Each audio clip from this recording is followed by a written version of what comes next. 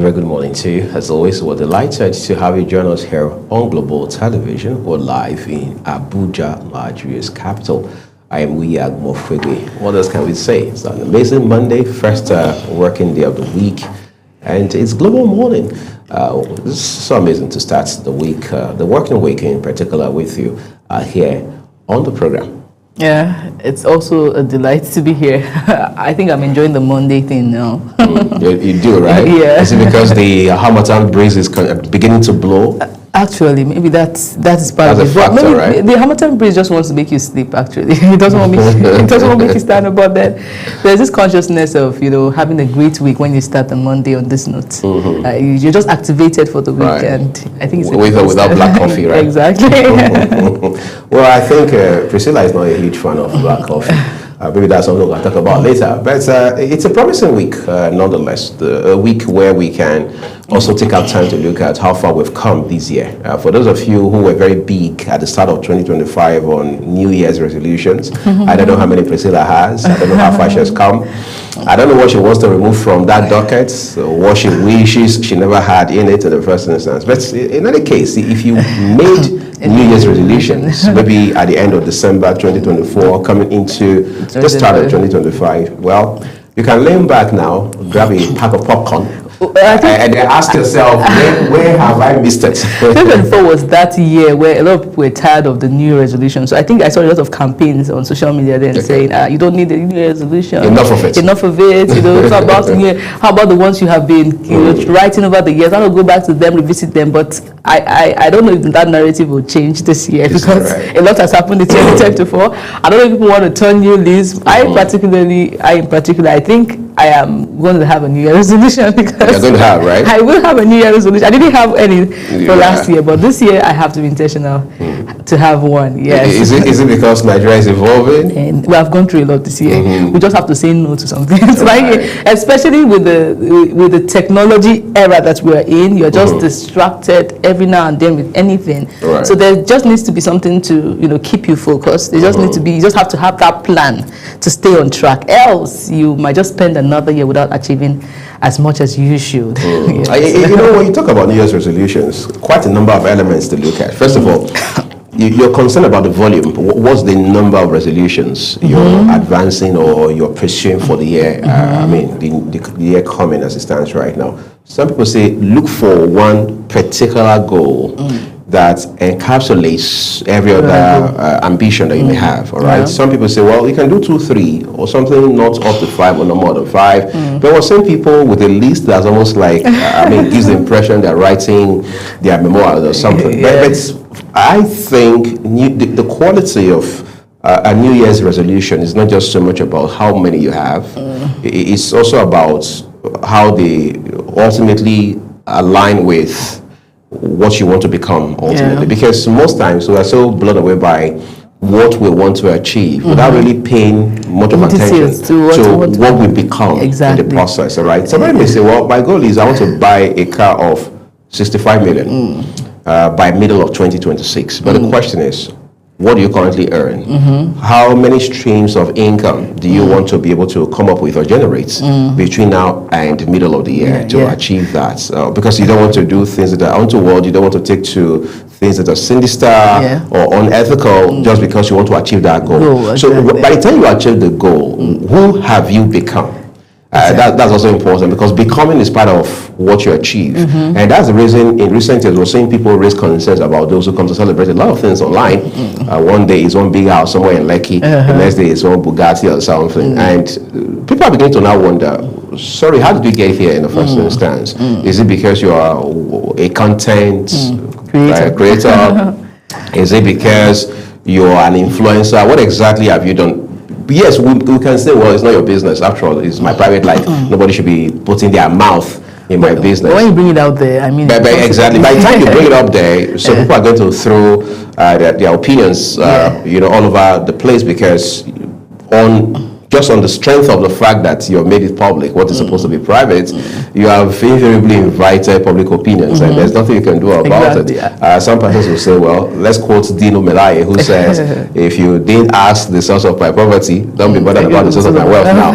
But that's a different conversation altogether, because we now live in a world where once you make what ought to be private public, people will just naturally make it their business. Exactly. Right, when you bring your things, when you bring your private life to the public, I mean, that's what you're asking for.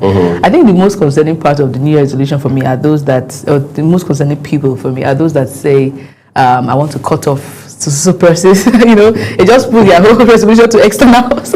And then to avoid. Right. And remember, I was like, how about if you are part of those people that people want to cut off? In fact, you are even more to be avoided than you want to avoid someone else. Exactly. So those are the kind of the set of people that really gives me concern. I'm going to cut you off this year. I'm going to cut you off this year. It's really funny though. But I understand. I understand where all of that comes from. But at the end of the day, like you said, who are you becoming should be the goal. Who do you want to? How are you emerging should be the goal. It's more of an internal reflection than an external, situation. Right. Yeah. I see New Year's resolution from doing small things so you can achieve the bigger goal, right? Big picture, as they call it. Yeah. I remember back in the day, fresh in school, first year, you're excited about the next 4 years. Assuming there were no closures and stuff. And then this particular lecturer comes in and says, at that point, the HOD, and he says, look, one way you will succeed in not just my course, but other courses that you're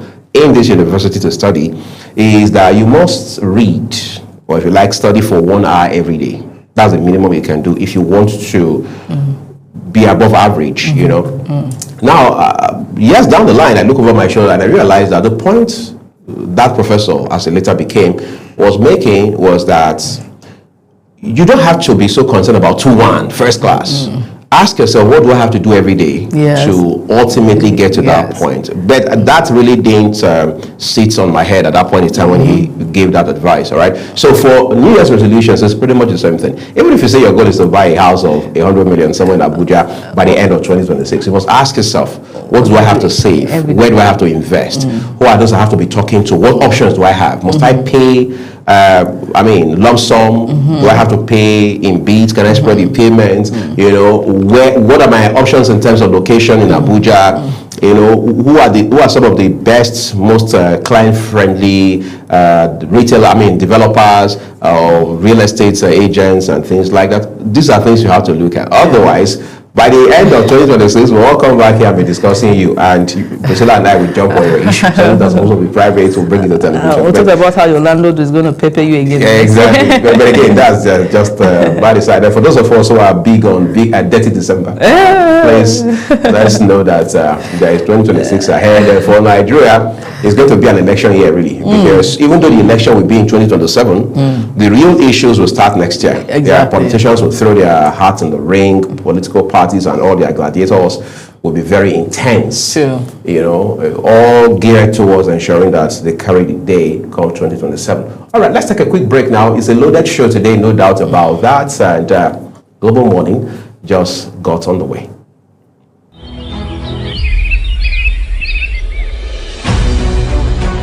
Global Morning is your top morning show here on Global Television. We bring you fresh news updates daily, while delving into a variety of current affairs and topics. And at the same time, keeping you well informed about important events, both national and international. Global Morning serves as a valuable source of information, helping viewers like you start your day well informed. Stay connected from Monday through Sunday to a wide range of latest news making rounds on Global Morning. We're on the road to protest. And the president meets all of our demands.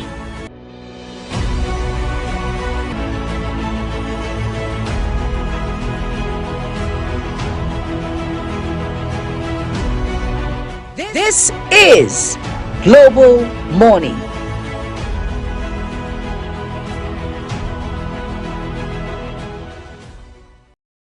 Wow, it doesn't matter how slowly you are going, but then Don't stop, keep moving. Welcome to Heart to Heart on Global Television. My name is Ramsey Enoch Agbo. How are you doing? How are you faring today? What's going on around you? I believe you are fine. I believe everyone is doing well. And I'm so excited that we can talk heart to heart today. You know, it takes a man who is actually serious with life to know that it doesn't matter how slowly you go, as long as you do not stop. And that's a quote coming from Confucius. Let me just inform you that we want to look at perseverance today. You know, when you talk about perseverance, a lot of people will think about so many things. When you talk about perseverance, some people will think of, when you talk about perseverance, you are referring to something that has to do with keep moving, endurance, and all of that. But then, let me just let you know that perseverance is the art of consistency in the face of obstacles. It's the act of you saying, well, I will continue the journey even when progress is slow. Results may be minimal. Results may not even be coming at all. But then you will say, well, I will keep going. Or motivation may be slow. Maybe no one is encouraging you because everyone in the family or in your office or in the community have already think that you can't amount to anything. Maybe because people are not seeing results, they talk down on you. People say so many things about you. But then perseverance helps us to keep moving even when the result is slow. Sometimes the results may not even be there at all. But it teaches us that success isn't always about speed or grand achievement. It doesn't matter who have gone ahead. Some people might be doing very well right now and you're feeling bad. But then, it doesn't matter how slow you are. When you keep doing it, you keep doing it, you keep doing it until you become an expert. And overtaking is allowed, as a matter of fact. So I just want you to know that success isn't always about the speed or the grand achievements, what you have accumulated. Sometimes it's simply about staying on course, all right, refusing to give up, irrespective of every pointer, everything happening, telling you to give up. Maybe some things are happening that you are supposed to give up, but then you persevere, you keep pushing, you keep pushing. I can make it. I can make it. I can make it. I can make it. That mindset, it just keeps ringing in you, you know, and every small step forward matters. Every small step. Like I said in one of our episodes, I was saying that if you can't fly, run. If you can't run, walk. If you can't walk, crawl. But by all means, let there be motion. At all means, by all means, at all costs. Just make sure there is motion, because every small step forward matters a lot. And that is what Confucius is always saying.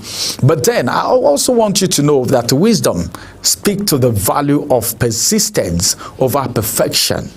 But a lot of people don't know that. Many people give up because they think they are not making enough progress.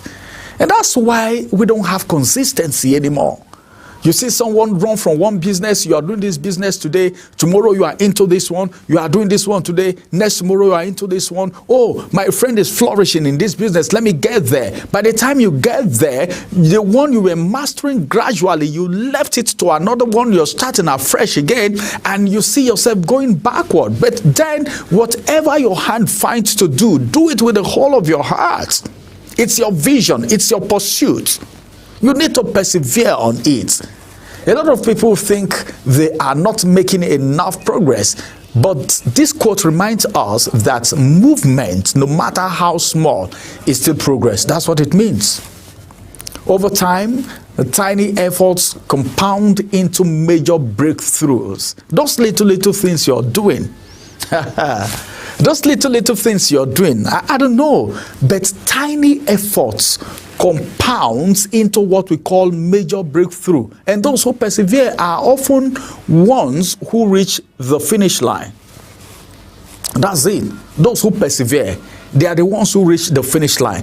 Do you know how many people get to school, gain admission the same day? Do you know how many people graduate? Do you know how many people go to NDA? How many people are able to go through the rigorous exercise? Those that persevere, some of them, when their colleagues who dropped out see them, they say, you don't be major now. It is about perseverance. It's only people who persevere that always reach the finish line. A lot of people have started so many things in life, but they couldn't see the end. A lot of people want to prosper, but the little things, days of little beginning is being ignored. They despise days of little beginning. They don't know that little step that you keep taking, matters so much. I want to give an instance. Well, some of you may not be familiar with this, but when Noah built the ark, do you know that the fastest animal entered? Do you know that tortoise, no matter how slow it was moving, it also got into the ark? The difference is the time frame. So you need to persevere in whatever you're doing. Only people who persevere get to the finish line. You will get there if you don't break the rules of the game and you persevere. So you don't need to despise the days of your little beginning, because gradually as you're going, you keep knowing the rules of the game, the way that business works, the way that profession works. You keep growing in it. You keep growing in it gradually, until you get to the finish line where you become a professional. But some persons are not humble enough to persevere, to endure, to go through the process of making. For you to be a made man, there is a process. There is always a way to the end of everything. You can't just break protocols. You can't just go to school today and say, no, I don't want to go to secondary school. I just want to go straight to the university. No, it's not possible. No matter what, no matter how rigorous it is, no matter how time-consuming, you need to persevere, endure the hard times, because joy comes in the morning. After everything you've persevered, joy will come. So it's only people who persevere that gets to the finish line, not because they were the fastest, but because they never quit. Quitting is not an option. A lot of people quitted yesterday. Today they are regretting. You need to be very careful concerning decisions that you make, because the decisions you make today will determine where you will be tomorrow. You need to stay put no matter what, because quitters are never winners, and winners have never been quitters. They don't quit. If you want to win, if you want to be at the top of your game, if you want to succeed in life, you need to persevere, because there are mountains to climb. Sometimes you will think, well, this is a bent road, but you should also know that a bent road is not an end road. The road might be bent, but the road doesn't end there. So as it is, you need to try everything possible to persevere. Well, as I said, just keep pushing. Perseverance, no matter how slow you are going, you will get to your destination. My name is Ramsey Enoch. We'll see you again in the next episode. Bye-bye for now.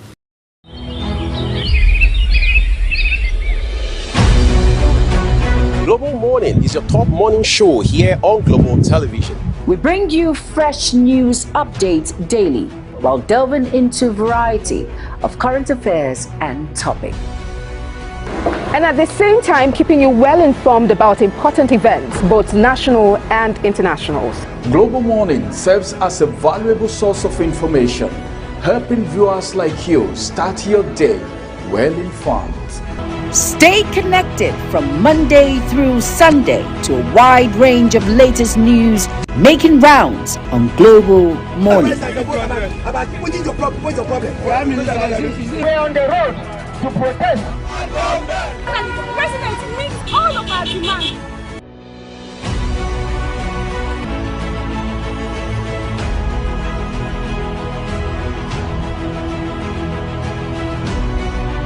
This is Global Morning. We're on the road to protest. And the president meets all of our demands.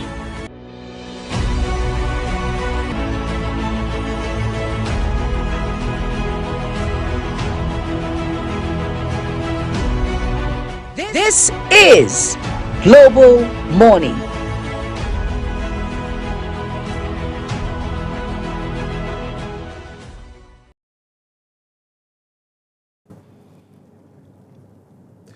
Just a while ago, we told you this week is going to be, it's a very promising week upon us already, and well, productive one as well. But then it appears that one of the, if you like, big highlights we're going to see in the course of this week is a planned protest now by the Nigeria Labour Congress. We understand that just yesterday that the president of the NLC, Comrade Joe Ajaero, had met with the president, or the chairman, I should say, of the Northern Governors Forum, talking about Gombe State Governor Inuwa Yahaya, where he had also discussed some of these issues with him. But we understand that the NLC is putting up this protest for 17th, which is Wednesday of this week, to draw government's attention to the issue of insecurity, especially as it has to do with the North. Of course, if you have lived in this country the last 1 month, for example, or even outside of Nigeria or totally away from this continent, you would already know how intense it has been the last couple of weeks regarding insecurity, one attack after the other, one abduction after the other, most times in schools where you have young children. So the NLC says, look, we know government may be doing this and that about the issue of insecurity, but the more the merrier. Let's lend a voice to it. Let's push a little further. Let's double down. That way government, who knows, maybe will understand better how critical the situation is. Priscilla, is for Wednesday. The NLC says, well, it's going to be peaceful, as they always say, and as it's always supposed to be. Hopefully, hoodlums do not hijack the process and all of that. But what would have thought with, excuse me, all of the assurances and reassurances we're hearing from the presidency, in particular from no less a person than the president himself, the NLC would have said, well, let's give the government some chance, cut the government some slack, maybe wait till after the Yuletide and see what the outcome of these efforts will be. If we're not impressed enough, if Nigerians are still complaining as it currently stands, we probably can take to the streets. But now the NLC says there's no going back. 17th December is a big day for a protest. Well, I have a lot of questions. If I should see the NLC president to ask him, the first one will be, why wait till this time? Are you saying it's late? Because this is like you said, it's at this time we're seeing assurances, even if in the midst of the assurances we are still seeing, situations here and there, people still being killed and all of that. It's concerning, and I understand that it is not really solving the problem. But let's it's better late than never, like they say. So if they are genuine about their intention, because for me now it's how sincere is that movement? Is it coming from a place of concern? Really, I hope there's no political attachment or motivation behind all of this. I really hope it is genuine. If we can prove, or if it is genuine, then I think it's a good move, because that is where people get to travel. The concern of safety is really particular in this season, and it's a good move. It is. We have seen our government, in the midst of the whole coup in neighboring countries, become swift in taking action, going to help. And a lot of Nigerians question, is it this same soldiers that we have been seeing kind of cold. I don't want to blame the soldiers, but soldiers wait to receive orders, right? Yeah. But I don't think that such orders have been given in the midst of the insecurity ravaging the country. We see the new defense chief that was just appointed coming out to say, I don't wait for orders, and that's a good improvement. But it's a particular season, I'll still say, and there is a lot to be conscious about. It is that season where we really need our government to intervene, especially for those that will be traveling. Even if you don't have to travel really, but there are people that cannot just do without enjoying their whole festive seasons with family and all of that. So we need every kind of security this season. We need every kind of safety this season on the roads. I mean, my father was about to travel this December. I had to tell him I don't have ransom, because that is like when you are traveling now, you have to budget ransom. You have to budget. And you're going by air, you're going by land. They are all expensive right now. Somebody jokingly said that it's more expensive to travel by road than it is. by air. Yes, even if you have to travel business class by air, and that's a shame. It may be a joke, but it's a matter of life and death. It is. It's that serious. So we need every kind of security. And if this protest would really, I don't know the effect it will have on our government, since they already say we are doing stuff. I don't know what they are doing differently with the protest. I don't know how they want to push it. I don't know how they want to carry it out. But it has to be something that is different. It has to be different from what we have seen. It has to be different from the protest we have seen. Otherwise, there will be little impact. Otherwise, it's just wasted effort. What is that strategy that they are bringing to the table to carry out this protest? What is that thing that they want to do that people have not cried about, that people that have lost their loved ones have not wailed about, that people are not complaining about on social media every single day? What is that thing they want to do differently? That is what we should be talking about. That is what they should be talking about at this point, not just the normal protests we see happening in Nigeria that doesn't really yield any results. I don't think I'm in for that kind of protest again, really. If that is where we are going, it's not useful at this point. Well, that's interesting. Well, let's take a quick break now, everyone. There are big headlines waiting for us to look at this morning across Nigeria's national newspapers. What more can we say? Let's go look at them for you. That will be right after this break.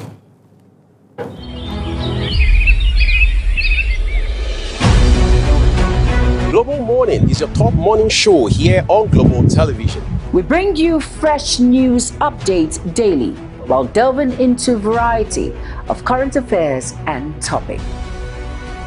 And at the same time, keeping you well informed about important events, both national and international.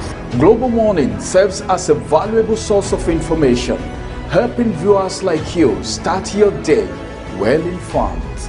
Stay connected from Monday through Sunday to a wide range of latest news making rounds on Global Morning. We're on the road to protest. And the president meets all of our demands.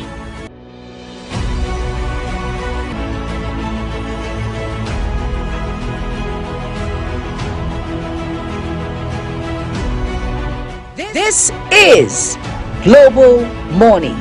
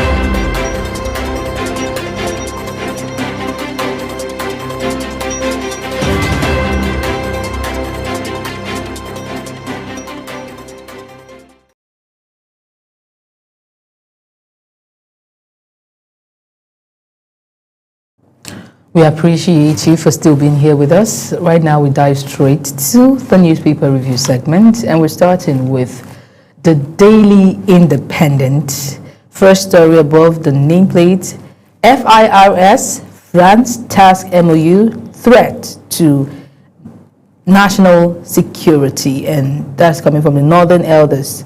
There's a writer to that. ADC says Nigeria's sovereignty at risk.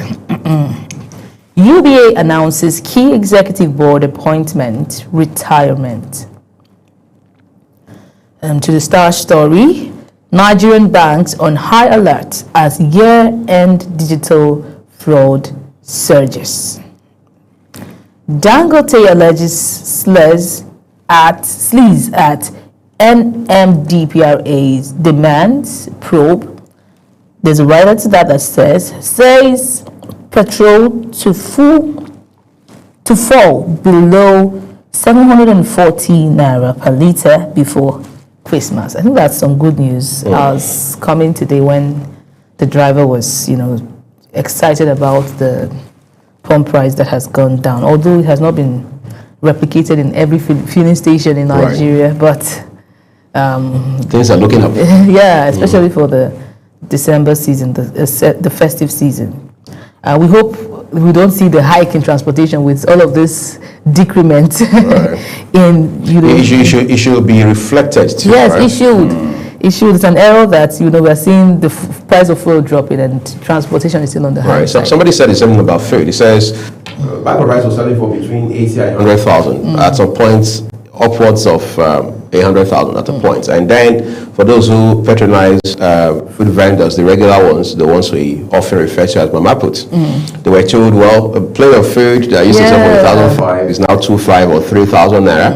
And then The price, yes. we understand that you have a bag of rice for as much as maybe 40,000, 50,000. Yes. Exactly. And they're not reflected. So the person's question is, why is it that we're still buying a plate of rice for between 2,500? That's the question. 3,000. That's the question. So when we say the price of things have come down and some people are not rejoicing, it's because it hasn't reflected, it's not their reality yet. It is just some people's reality. So those that are going to buy, those Mama Puts now, as you call them, or as we call them, that go to buy from those people, at least they are rejoicing. But the people that come to patronize them, are they rejoicing? They're not sharing the same testimony. So we really need a policy to regulate prices. When we see a reflection of price, in the market, let there be an authority to enforce it, even to the latter, even to the smallest markets. That's what we lack in Nigeria at this point. Anyways, let's take it further.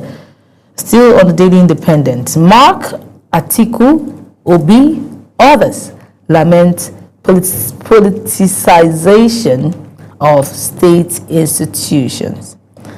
That detail is on page 6. Serap threatens contempt suit against AGF over non-enforcement of 6 trillion naira NDDC judgment. Boa Group shares 30 billion naira to staff during Excellence Long Service Award. That detail is on page 3. ECOWAS leaders forge united front against coup insecurity. There are 2 riders to that. Adopt measures to reduce cost of air travel across regions. Dangote emerges chairman of ECOWAS Business Council. Finally, politicians joining APC of their own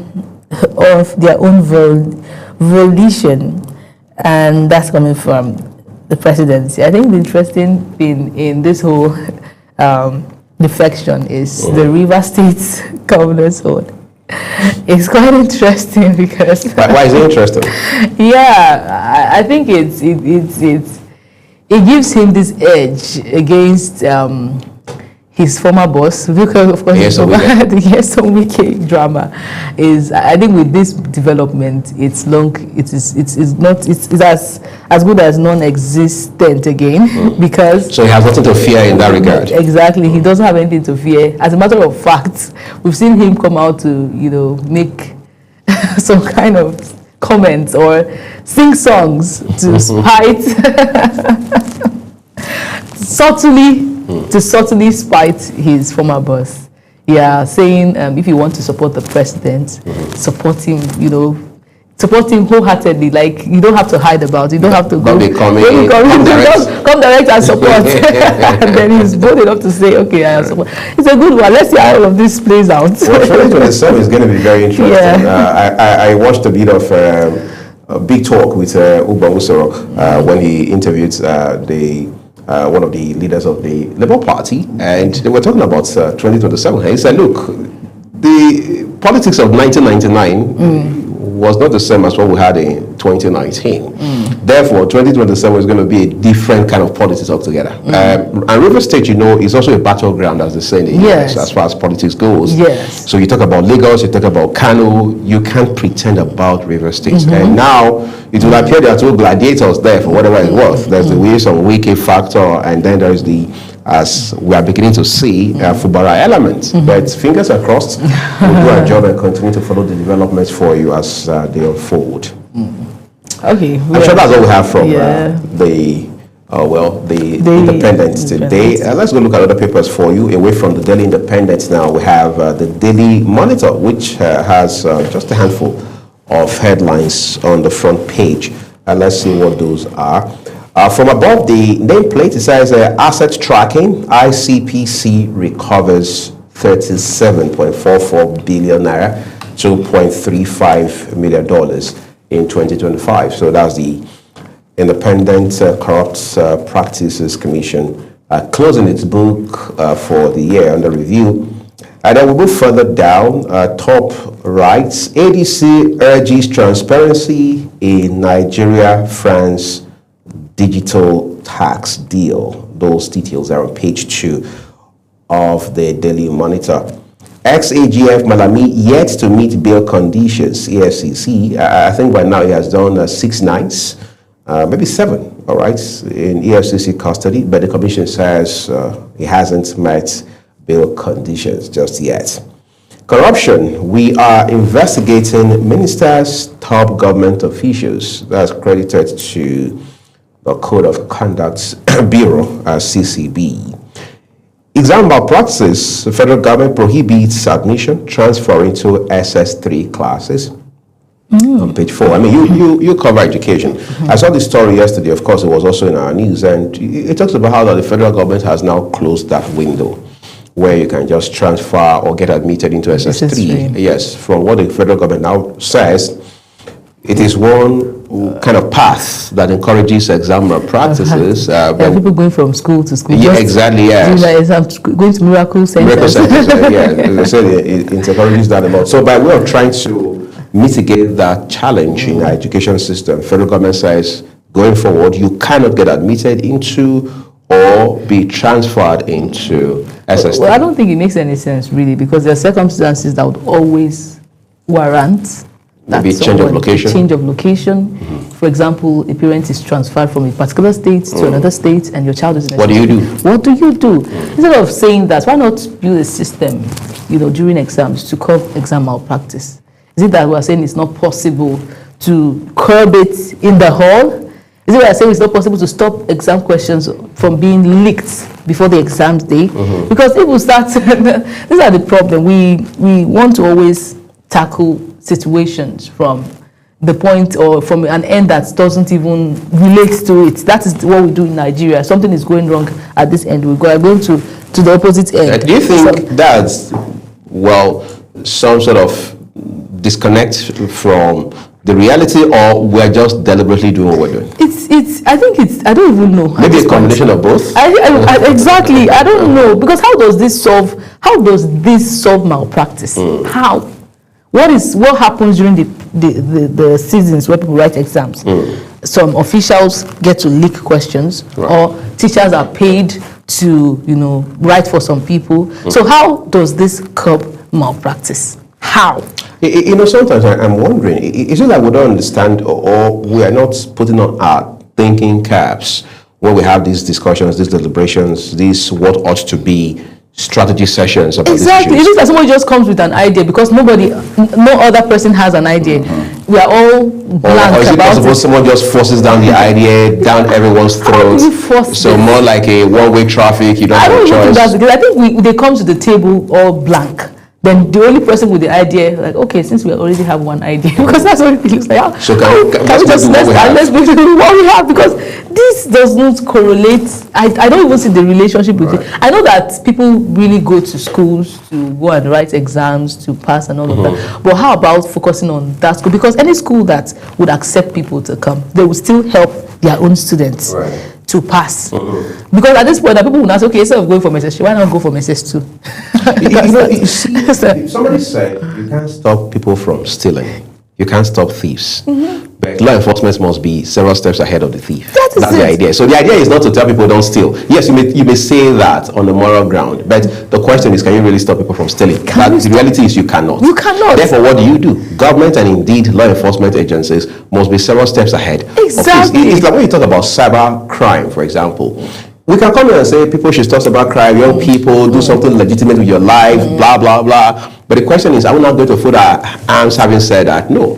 You now look for measures, put measures in place to ensure that even when people get involved in such a criminal endeavor, They are they do punished. not succeed Yes. or minimize their chances of success That's it. at it. I'll give an example. So here we are, and then we said, well, if you schooled in Benin Republic or somewhere in Togo or something, particularly Benin Republic, your certificates will be double vetted or triple vetted or whatever it is. In fact, at that time, we're told last year, 22,000 certificates from schools in Benin alone had been delisted by the Nigerian authorities, even though most of these persons had already gone through the NYSC scheme in Nigeria, which was, of course, by extension, invalidates their NYSC certificates. But now we're hearing from some reports that Global Television has not independently verified that what some of these schools in those countries, particularly in Benin, now do is they use private schools, especially polytechnics, in Nigeria and a few other countries in West Africa where blacklisting has not happened, to now ensure that their graduates from those schools are able to still serve. You get it treated. So the question is, how are you going to tackle that now? Because it's a new challenge following the one you just dealt with in 2024. So this is to say that we must be several steps ahead. We must have not just meetings, we must not have strategic sessions. That's just it. Because when you start bringing up this kind of rules, how about saying, do you know that I've written exams and if you're in the exam hall, they say open. Have you written open tests before? I have. Have you been given applied questions before? And you know that you really have to know this thing to You answer. just have to You can't even ask anybody. Right. How about putting our questions or making our exam questions applied? Right. How about making it, about critical thinking, really? So you can't ask your You neighbor. can't even ask your neighbor. You can't copy anybody because Right. you have to answer based on your experience, because they're asking you personal questions. They're asking you to relate it to a personal experience. That is Something that is empirical. exactly. Those are angles we should come from. Don't do batch marking, batch processing, because all those things are lazy and it doesn't really. So you look at one person's answers, you say, well, I can tell that these 6 or 10 persons wrote from the the same source. spot, because you are not Yeah. there's nothing different. You're saying give me a particular topic of your own. When you give me a topic, tell me this also from that topic. That is I think if we want to even come exam malpractice in this country, that's where Sometimes I'm just thinking, I can be wrong, but I'm just thinking, is it possible we are trying to avoid the hard work? that is just it. That's why we are looking for Easy ways. Yes. We just look for anything that will not stress us. a line of least resistance. Exactly. That is just how it works in this country. You don't want to do the hard work because the hard work is effective, but Right. it will stress you. It may be difficult now, Yes. but on the long run, it pays off. It pays off, but they don't want to do that hard work because it will stress them. So they go about. Okay, Besides, for how long am I even going to be in this ministry or this department? Exactly. Okay, what is that thing I can do from afar that will not really stress me? To stress those people there, it will Right. and at the end of the day, we produce graduates that Are not are not employable. employable because we don't want to put in the work. It's really sad. I can see you getting so emotional. Let's not get it any more intense than it already is. But let's look at the last headline from the paper this morning, talking about the Daily Monitor. It says ECOWAS leaders pledge united fronts against coups in security, with one writer saying no single member state can achieve enduring stability in isolation, says President Bola Tinubu himself, having been chairman of ECOWAS at one time. Well, read up the Daily Monitor this morning. So you can find details of those headlines for yourself as we move on to the next paper. And this time is the Nation newspaper. Okay, so on the Nation newspaper, we'll start with the first story there, and it is just above the nameplate, still talking about the UBA. Wow, that's circulating newspaper. Okay, UBA strengthens leadership with new executive board appointments. Dangote lock horns with NMDPRA. Industrialists seek probe of agency. Petrol to sell for 740 naira from tomorrow. Calls grow for president to reject central gaming bill, and that detail is on page 15. 2,000 federal government tractors move to farm January. That's some good news. There are two riders to that. BOA, 110,000 applicants to be pruned to 2,000. Interesting. How they will be maintained, multiplied. Okay, that is it basically on the Nation newspaper. Let's go to the next paper, which is Priscilla. Next one will be the This Day newspaper. We'll begin from the headline above the nameplate. Says MOU with French tax agency won't compromise Nigerian taxpayers' data. Digital systems, FIRS clarifies. Well, the Northern Elders Forum has raised concern.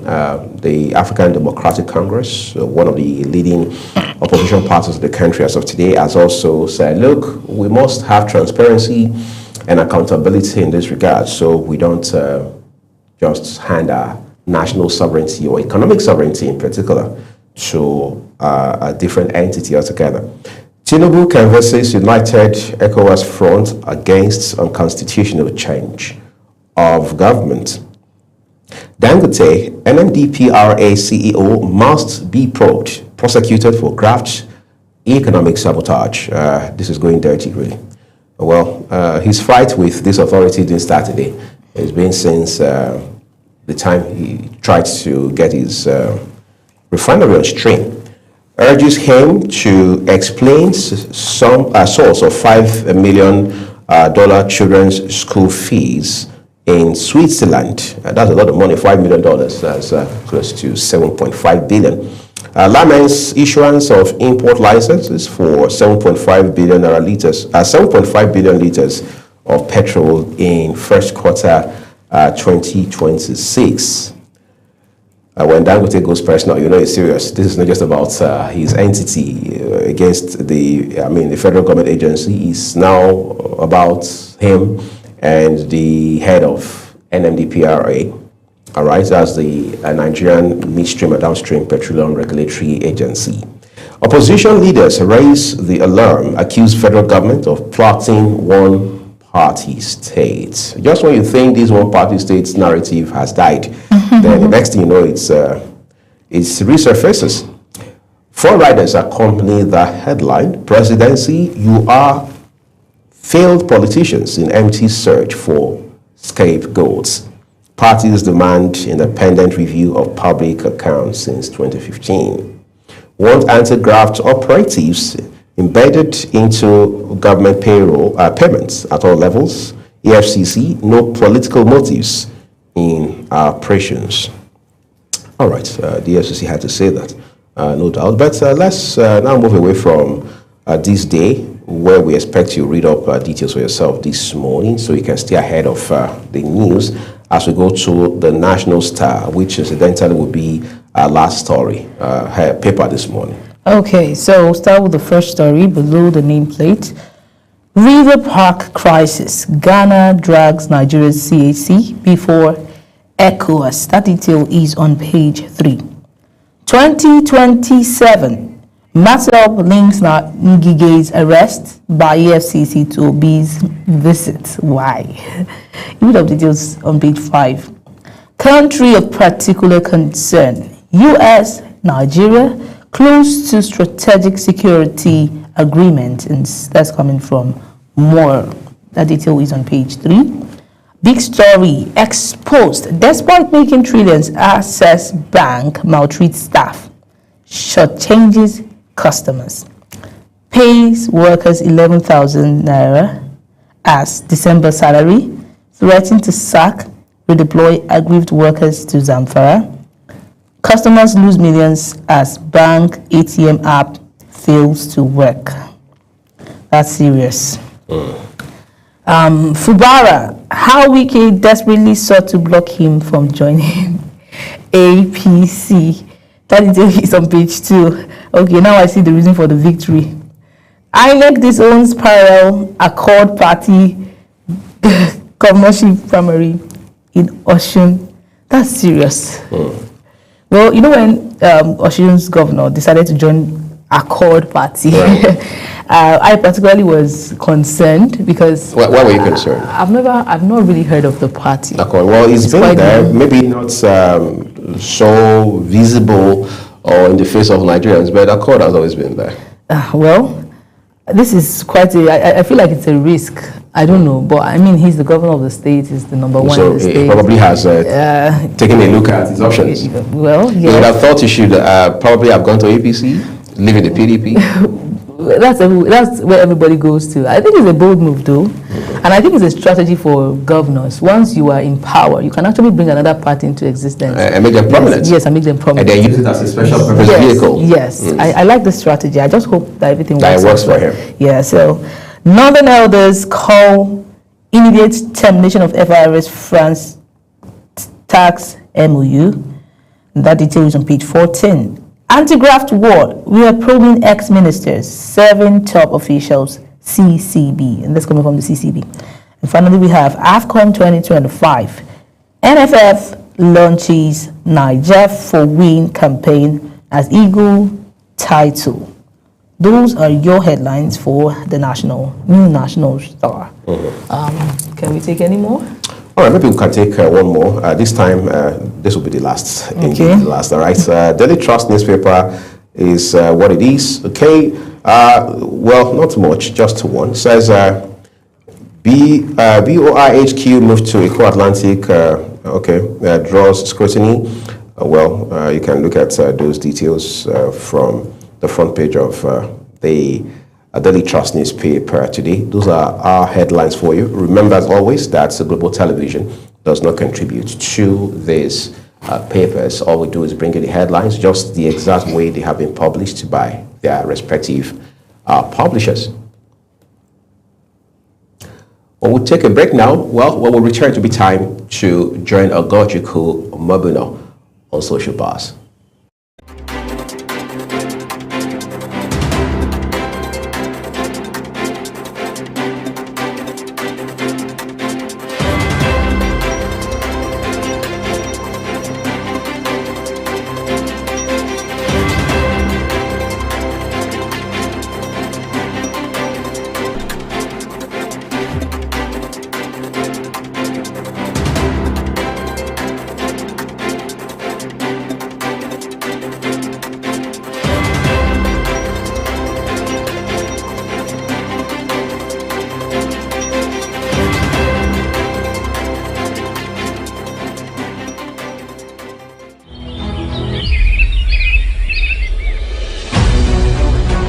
Global Morning is your top morning show here on Global Television. We bring you fresh news updates daily while delving into variety of current affairs and topics. And at the same time, keeping you well informed about important events, both national and internationals. Global Morning serves as a valuable source of information, helping viewers like you start your day well informed. Stay connected from Monday through Sunday to a wide range of latest news making rounds on Global Morning. We're on the road to protest. And the president meets all of our demands.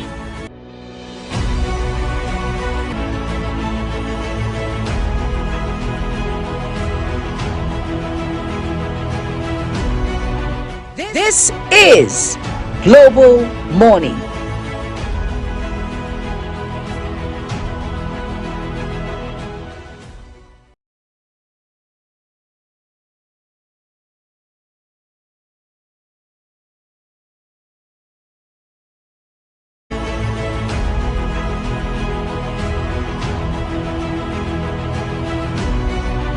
This is Global Morning.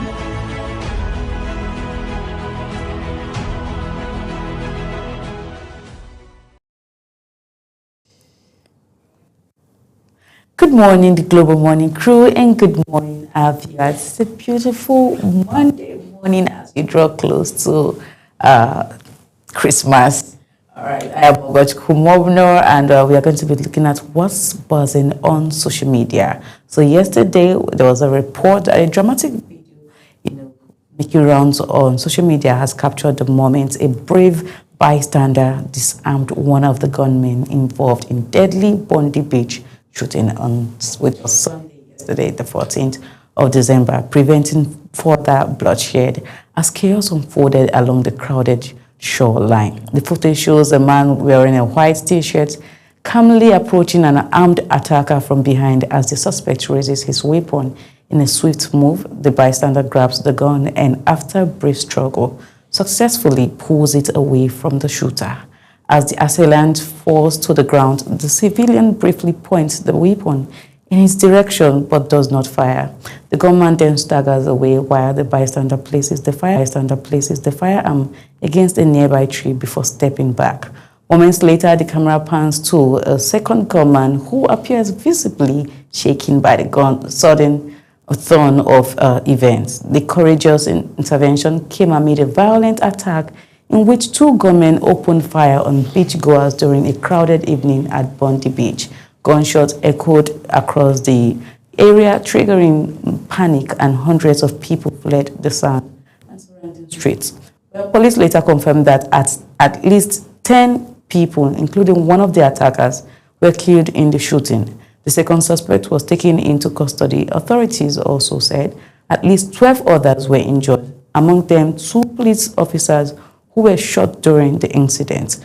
Witnesses told local media that the attackers exited a vehicle on Campbell Parade near the Bondi Pavilion at about 6:40 p.m. before opening fire.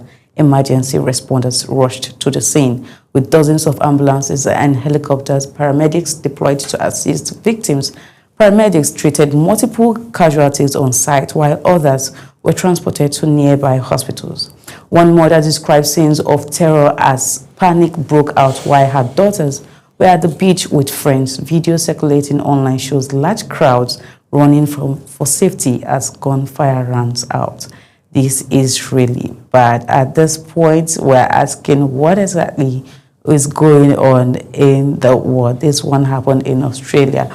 Why some persons, there are so many fake news online right now, as some persons were accused, alleging that this happened in the United States of America. But please, we should learn to verify whenever we see any news on social media. So please, this is coming from Australia, by the way. So this terror attack happened yesterday, Sunday, 14th of December. And some persons were saying, well, they have the opinion that it is Muslim attack on Christians, why, on the Jewish people, why some other person said this one might just be psychopath who feels like, let's just go out and do something. How some people might, escape, what do we call this one again, Yaba left, like some people say in Nigeria, why some people escape Yaba left and say, okay, let's go out and do some shootings. By the way, if you call it that it is a Muslim attack on the Jewish people, then what happened? The person who actually rescued, who was the hero or who is termed hero at this point, is also a Muslim named Ahmad. So we have Uyi in the house. Good morning, Uyi. Good morning, Ogojku. As always, it's a delight to join here. Thank you so much. You're doing great. You look very, very good this morning, I must say. I will take a picture of myself after this. Thank you. Please do. So you must have seen those footages. You also, followed while I read through everything. This just happened yesterday. Like I said, on social media, a lot of persons are saying so many things. I refuse to take some comments because the comments were really horrible. Although we got a few which was, oh, he's a hero, and all of that. But, I don't like the fact that they had to term it that it's a Muslim attack on Jewish people, because these are just two terrorists who were, carrying out this attack. But thank God, that the person who is supposed to be, or who is the hero at this point, is actually a Muslim and not a Christian. So, what's your contribution? Yeah, all right. So while we're in this kind of state of mind regarding the number of people who died and the circumstances under which their lives were snuffed out, you find people trying to put a spin on it and make it all about religion. That's not what it is. Even if that was what it was, with a big if, all right? The important thing is lives have been lost. And like Ogochukwu brilliantly highlighted, the so-called hero of the day now even happens to be a Muslim himself. So let's pretend for a second that there is no issue of religion around this. I mean, that's the least you can do, all right? But the important thing is Hanukkah is a very popular celebration amongst Jewish communities all over the world, all right? All over the world, all right? That's number one. Number two is we're talking about 15 lives that have been lost. No thanks to a father and a son who thought that was the best time to strike, who thought all they could do with their lives and their time was to take out lives. And as we speak, we are understanding that at least 48 persons are still being treated on account of this attack, all right? And the Prime Minister of Australia, Anthony Albanese, says this is anti-Semitic terrorism. That's what he calls it, anti-Semitic terrorism. And to even think that authorities in Australia didn't have the slightest indication that something like this would happen, even though they now say that at least one of the suspects was known to the authorities before now. But again, Ogochukwu, this is already, as it stands now, a clear sign to the Australian authorities that they must put in the work, all right, double their efforts because of the Christmas season, because nobody knows what else has been planned. Yes. So they have to protect lives, Well, thank you so much, Oye, for your contribution this morning. So it's all to the Australian authorities to make sure that they put in the work and make sure that no life is further lost. And to you here in Nigeria, please stay safe. I know a lot of persons are already making plans of traveling, whether you use an air, land, the train, whatever it is, whatever means you're using, please make sure that you are safe and also stay vigilant. All right, this is all we have for you today on Social Board here on Global Morning. Please stay with us and as Global Morning continues. Bye for now.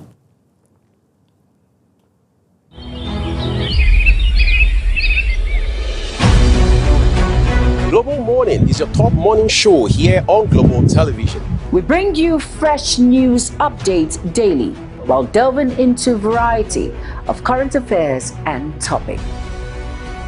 And at the same time, keeping you well informed about important events, both national and international. Global Morning serves as a valuable source of information, helping viewers like you start your day well informed. Stay connected from Monday through Sunday to a wide range of latest news making rounds on Global Morning. What's your problem? We're on the road to protest. The president meets all of our demands.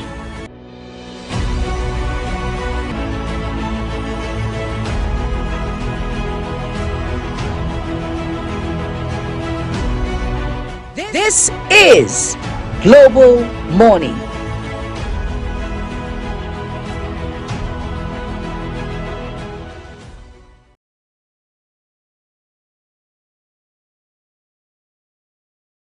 A very good evening and welcome to another exciting edition of Big Talk. Tonight on the program, As always, it's a pleasure to have you join us here on Global Morning. I am Uyi Alpo. You know how we do it on Social Post Extra, bringing you all the On the desk this evening, we have very topical issues to discuss, and of course, Welcome to your parliamentary program, The Parliament. Peaceful and joyful home doesn't happen by chance. It is built on Women can rise beyond traditional boundaries to claim their rightful place as the Numerous Committee, about more than 12 committees. Festival is a program that comes to you once in a week at about this time where we look into issues and discuss them. It gives you the opportunity to rural news in United Welcome Nigeria. I have to a guest. Entertainment Circle.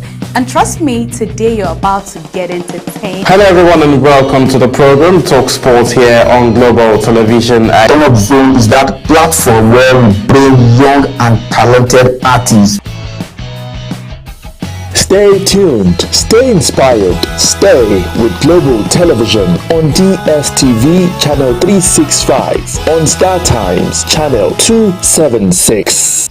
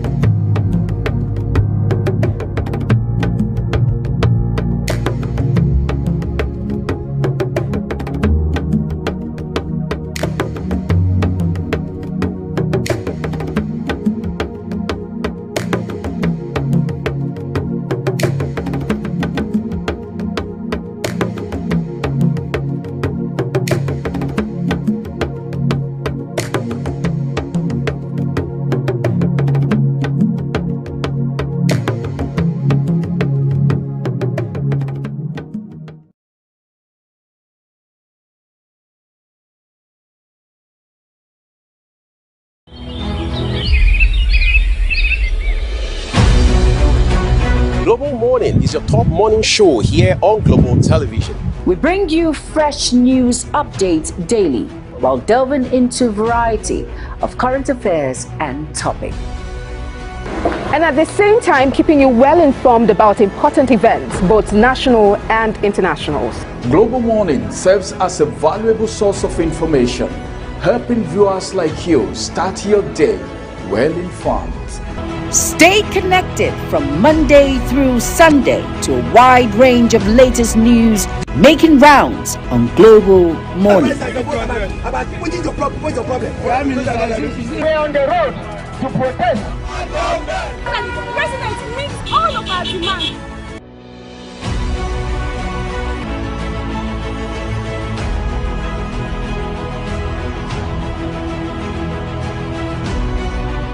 This is Global Morning.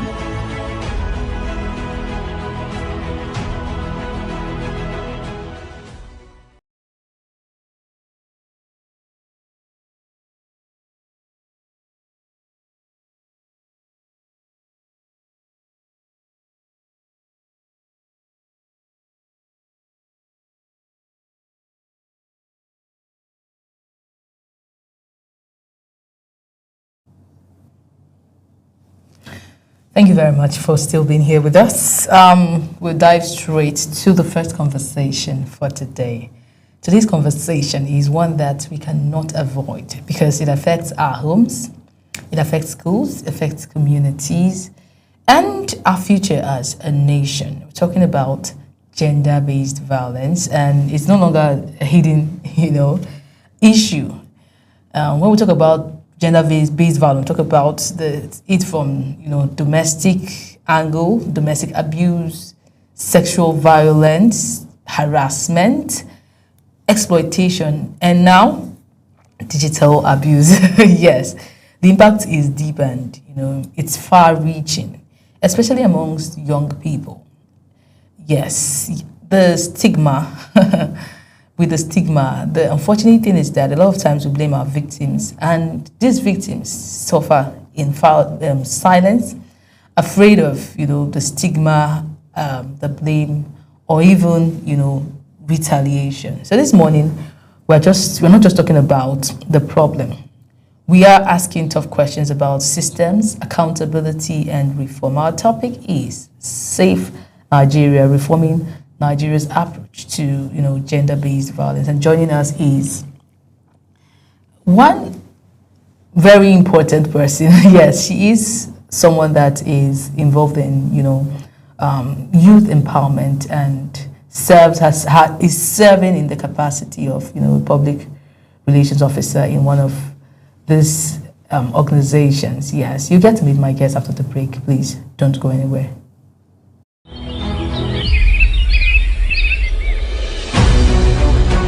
Global Morning is your top morning show here on Global Television. We bring you fresh news updates daily while delving into a variety of current affairs and topics.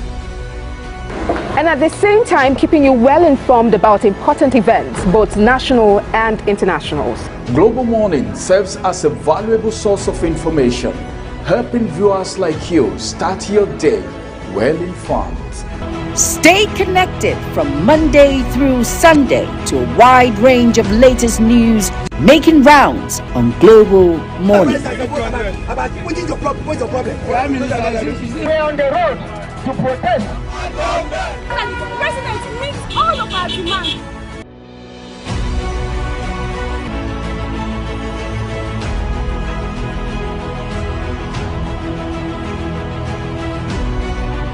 This is Global Morning, Monday through Sunday to a wide range of latest news making rounds on Global Morning. What's your problem? What's your problem? We're on the road to protest. And the president meets all of our demands.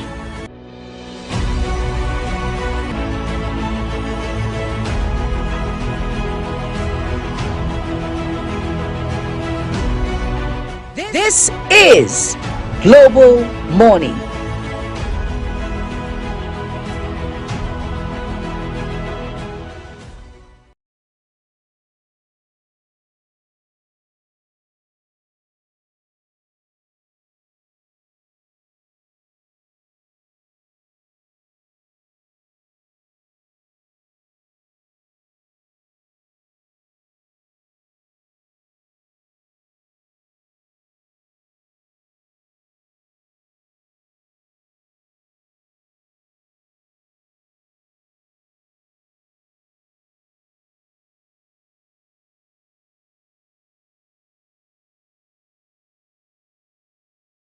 Is Global Morning.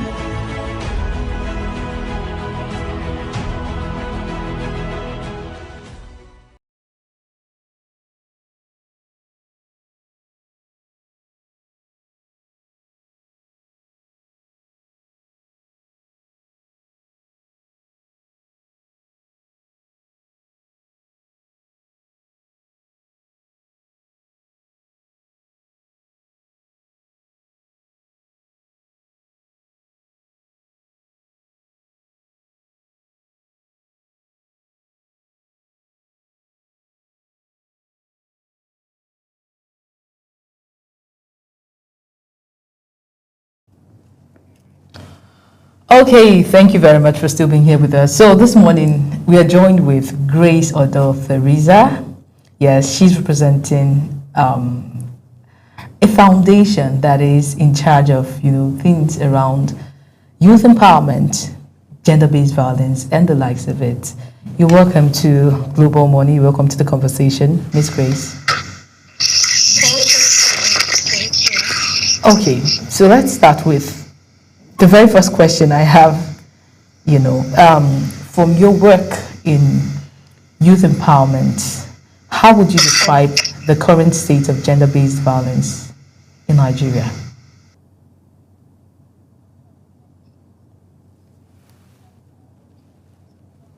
I would say, surprisingly or not, the state of gender-based violence in Nigeria is escalating.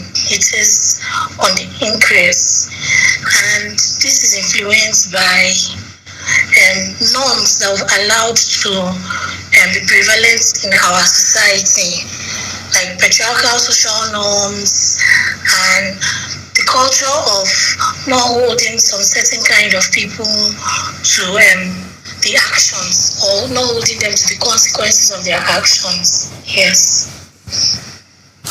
Okay.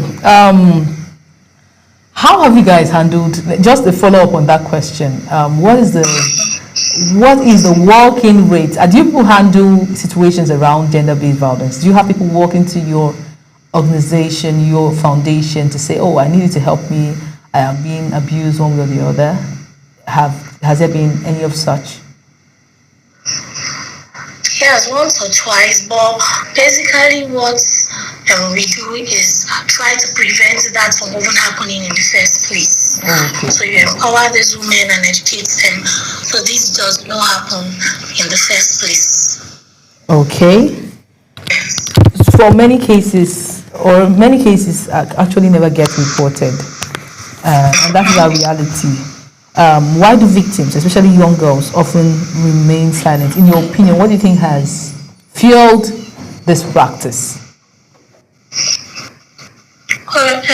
In my opinion, and working with young girls especially,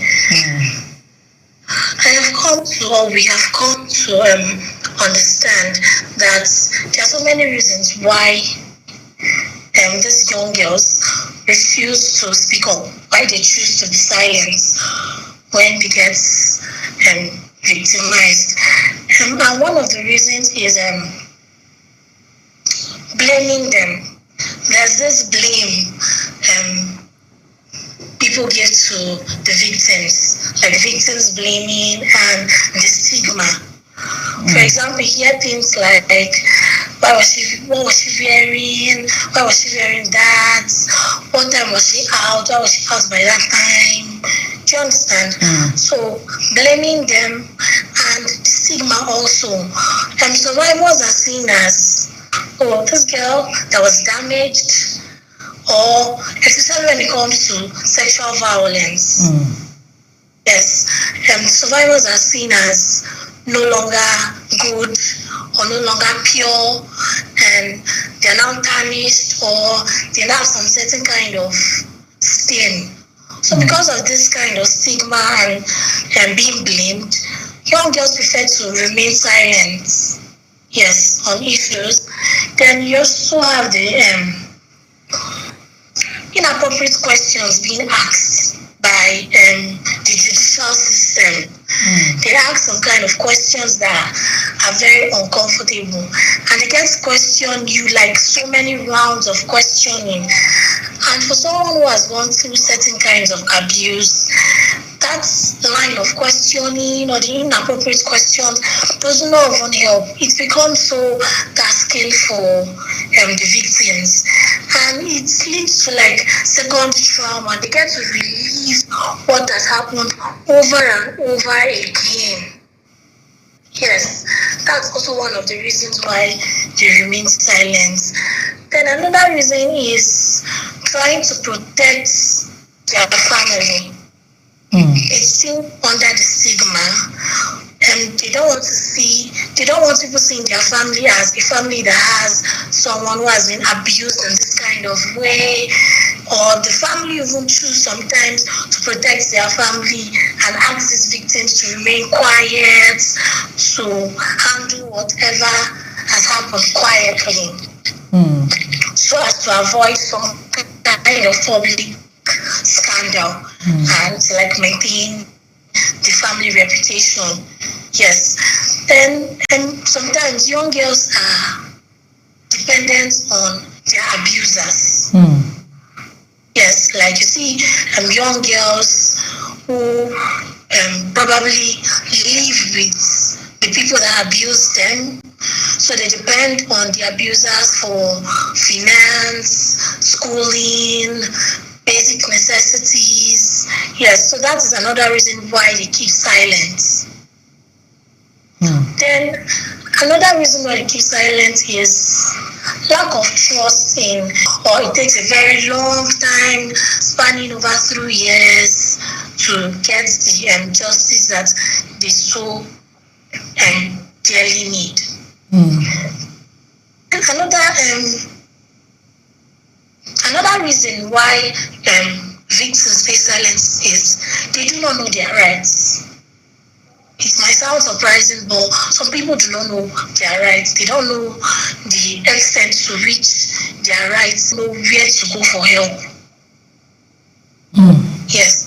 So, but these are some of the so many reasons why victims, or they feel their abusers are they have higher powers, or there's someone in power, and they feel if they get to speak out, they get threats from their abusers, and since the person is in power, it might just lead to more abuse for them. Okay, in your experience, what forms of gender-based violence are growing the fastest amongst Nigerians? Among Nigerians, in recent times, forms of gender-based violence are growing very fast. But the one growing fastest at the present time is the digital stroke online gender-based violence. Okay. You have cyberbullying, people being harassed online. You see people sharing intimate images of other people without even asking for permission or consent.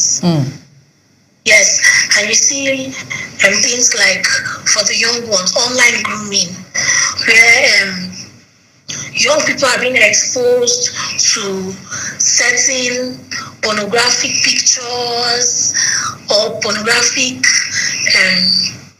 pictures, yes, and videos. And from there, it just keeps growing. They keep grooming these young ones in a way that it gets to a point where they start asking them for their intimate pictures and like that. So the fastest growing at the moment is the digital stroke online based gender-based violence. Okay, so how does that really result to gender-based violence? I want you to tell us the relationship between the online, movement and resulting gender-based violence. Okay, we already know when we talk about digital and gender-based violence, there are so many aspects of it. There's cyberbullying, threatening people online, non-consensual sharing of their intimate pictures and videos.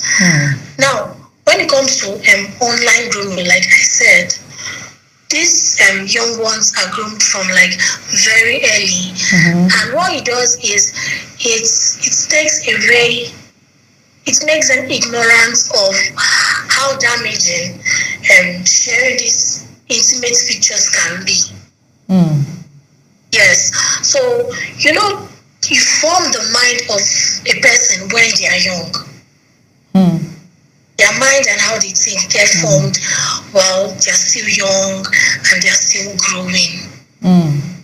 So now online grooming now makes the abuser take advantage of their youth, their being young, to start making sharing of intimate picture to look like a normal thing, to look like the norm, while it is wrong. That that's exploitation.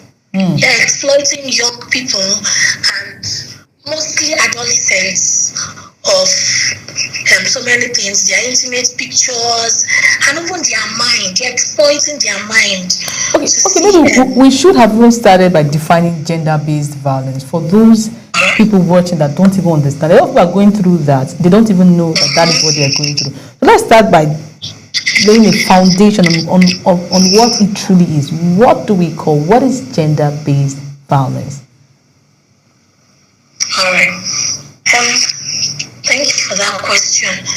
The thing about gender-based violence, to define it in a very plain language and plain form to be easy, for easy assimilation, is causing harm to a person because of their gender.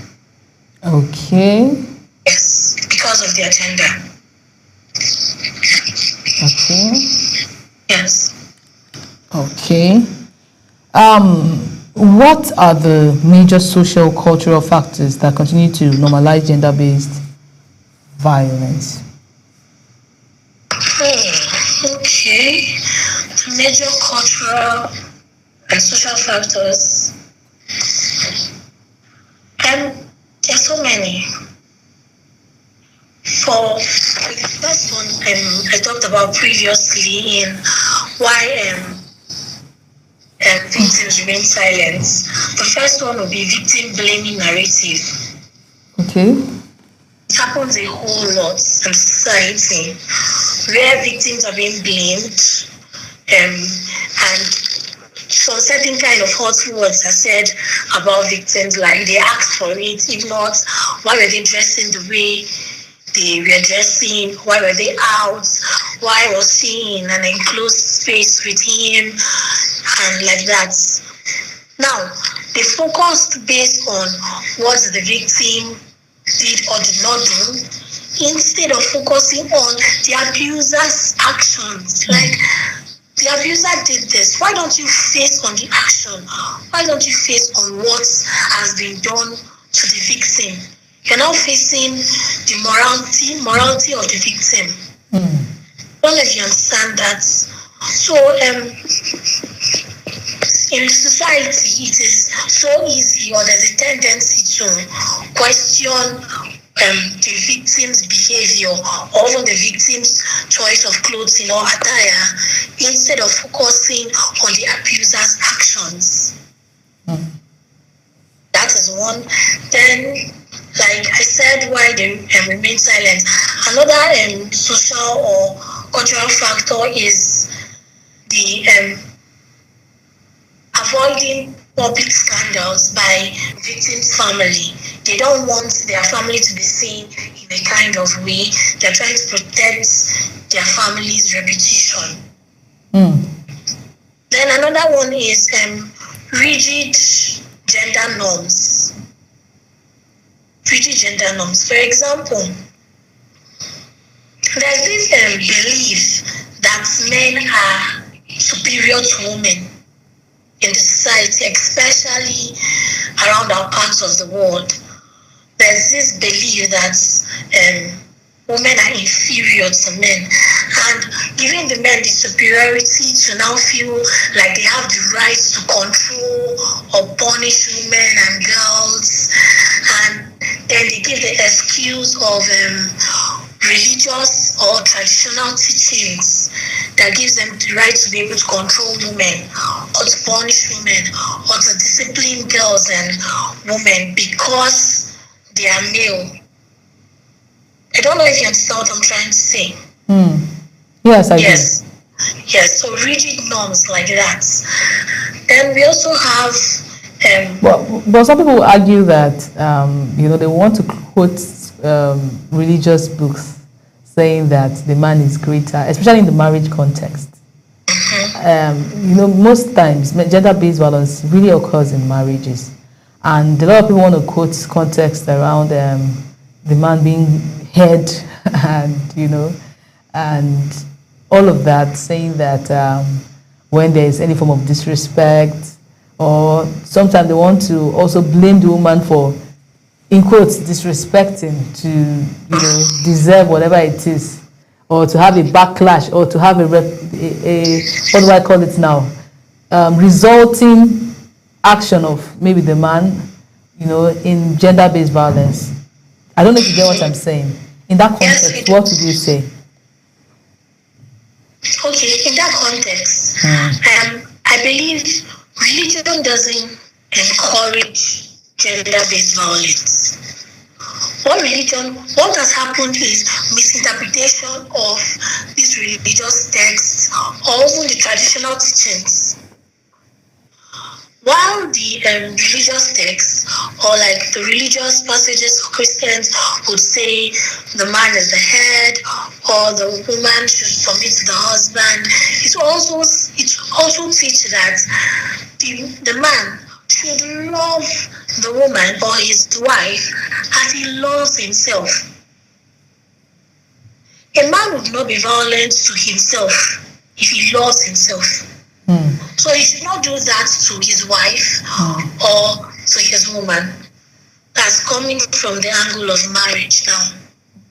But do you think anybody is justified by saying, okay, you disrespected me, and this is, since you've disrespected me with your words, because most times they will say women they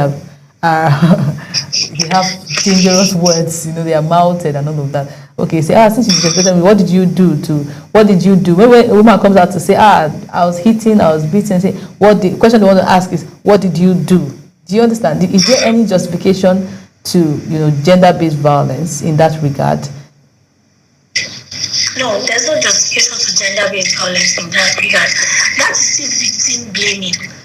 Because she comes to you telling you she was being abused in some certain kind of way, and the first thing you ask is, what did you say?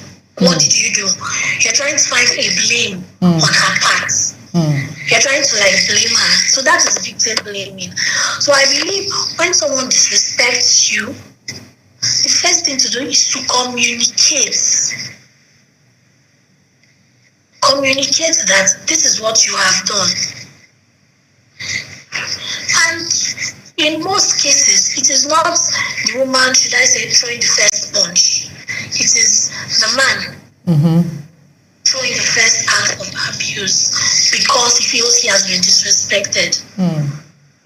When disrespect happens, the first thing to do is communicate, okay, I feel disrespected by this you have done, or by this you have done, and this is why I feel disrespected. Because most of the times, if the same men get disrespected by fellow men, the first thing they do is not result into violence. So why is it different when it comes to their wives or to women? That is why it is named gender-based violence, because you are harming these women or performing harmful actions on them because they are women. Okay, so is it, anyways, let me just go to the next question. Do you think Nigeria has functional nationwide support system for survivors? For that question, I would say no. Sincerely, I would say no. And there are legal frameworks, for example, the Violation Against Persons Prohibition Act. I don't know if you've heard of that. Yes. Yes, good. They have legal frameworks like that. But now, the problem is the enforcement with those kind of framework is weak. And one of the problems why the enforcement is weak is because it has been delegated to states, that states should delegate these acts to their own jurisdiction or to their own use. Now, when you domesticate these acts, or when you give states or various states the right to domesticate these acts, it gives them the right also to take away from the act whatever they feel they want to take away from the acts. Okay. I don't know if you understand what I'm trying to say. Okay. Yes, it gives the states the right to take away whatever they want to take away from it, put whatever they want to put, or twist it in their kind of way to probably meet their own criteria or something like that. And apart from the domestication problem, we also have that so many states have not done anything regarding these acts. So many states in Nigeria. So in Nigeria, the enforcement of that act is very, very weak. Yes, it's weak. Then, majorly the support system for survivors due to this weak enforcement and safe shelters are not even very available. They're scarce. So now it now falls back to non-governmental organizations like us and civil societies to now tirelessly work to help survivors of gender-based violence. Okay. So as a country, Nigeria does not really have a functional or nationwide support system for survivors. Okay, do we have private organizations that really do that from, say, the place of no profit? Do we have non-profit organizations that really go? Because I think there are times that I have actually heard that women walk up to, some organizations that pose as people that help, but most of them demand money from those victims. So I understand that it's not easy to run such a course, but I also know there's a place in, there's something called philanthropy, right? And sometimes you start such a cause not to really profit. That's why it's called a non-profit organization.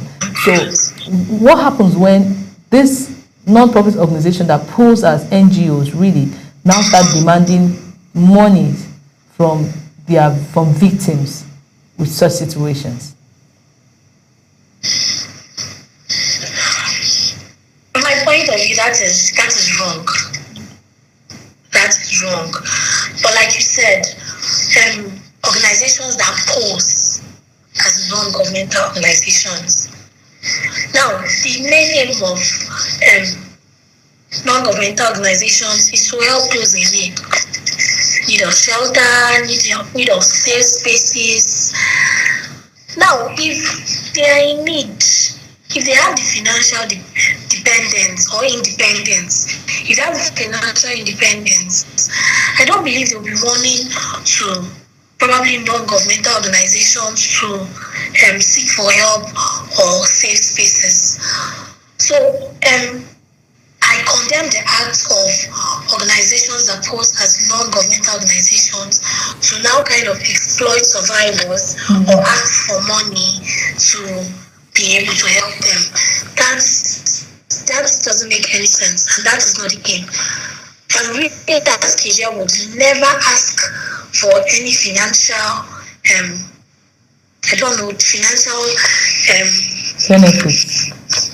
benefits, yes, from survivors to be able to help them. They're running to you because they need that help. And you should be able to open your arms widely and use all your resources to be able to help them in every way possible.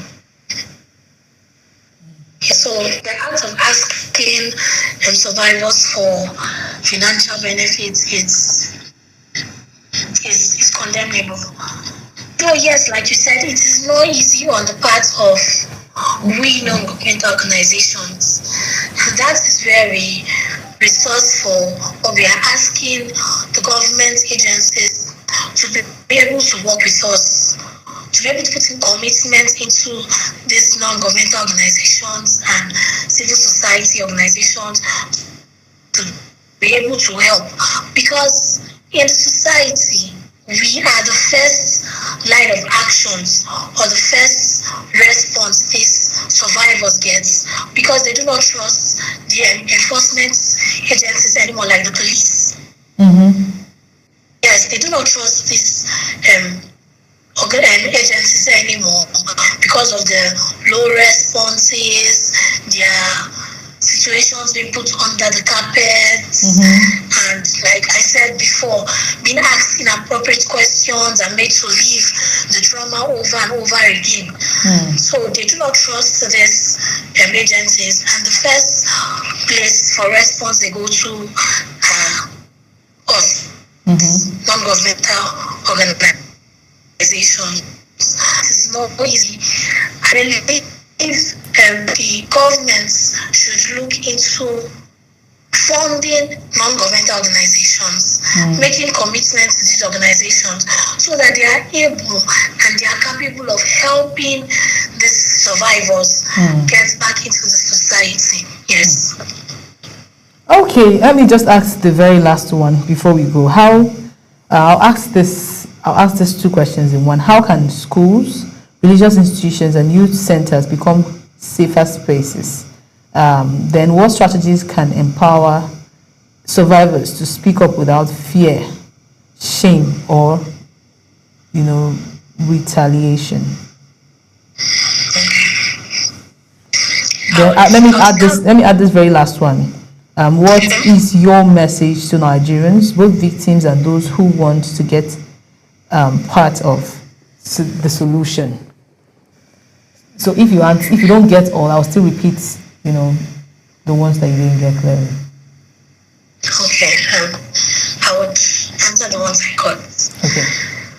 Yes, I would start with strategies we can use to empower survivors to speak out without fear.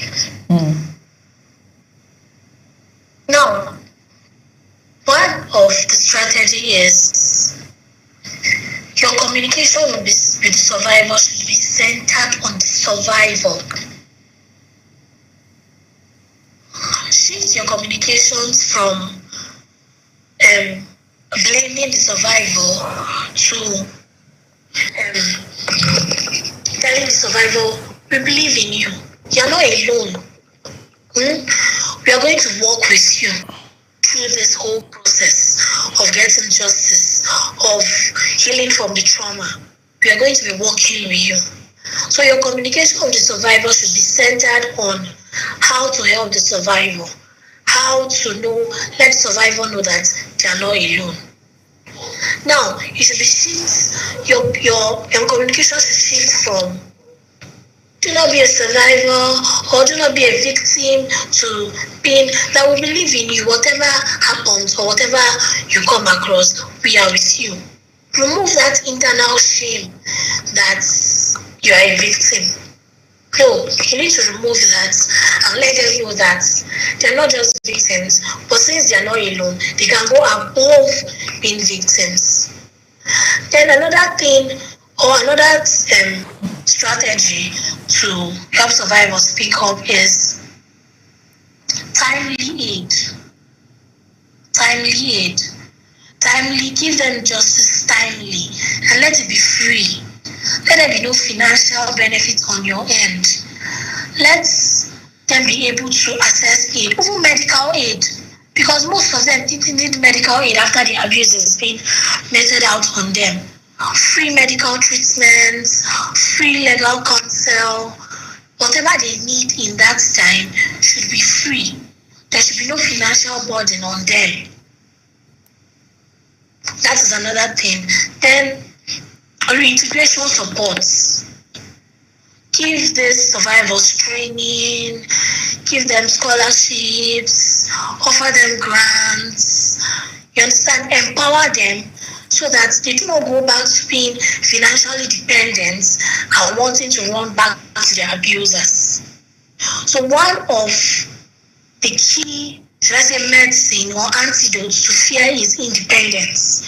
If they get that independence, it takes away the fear or the shame.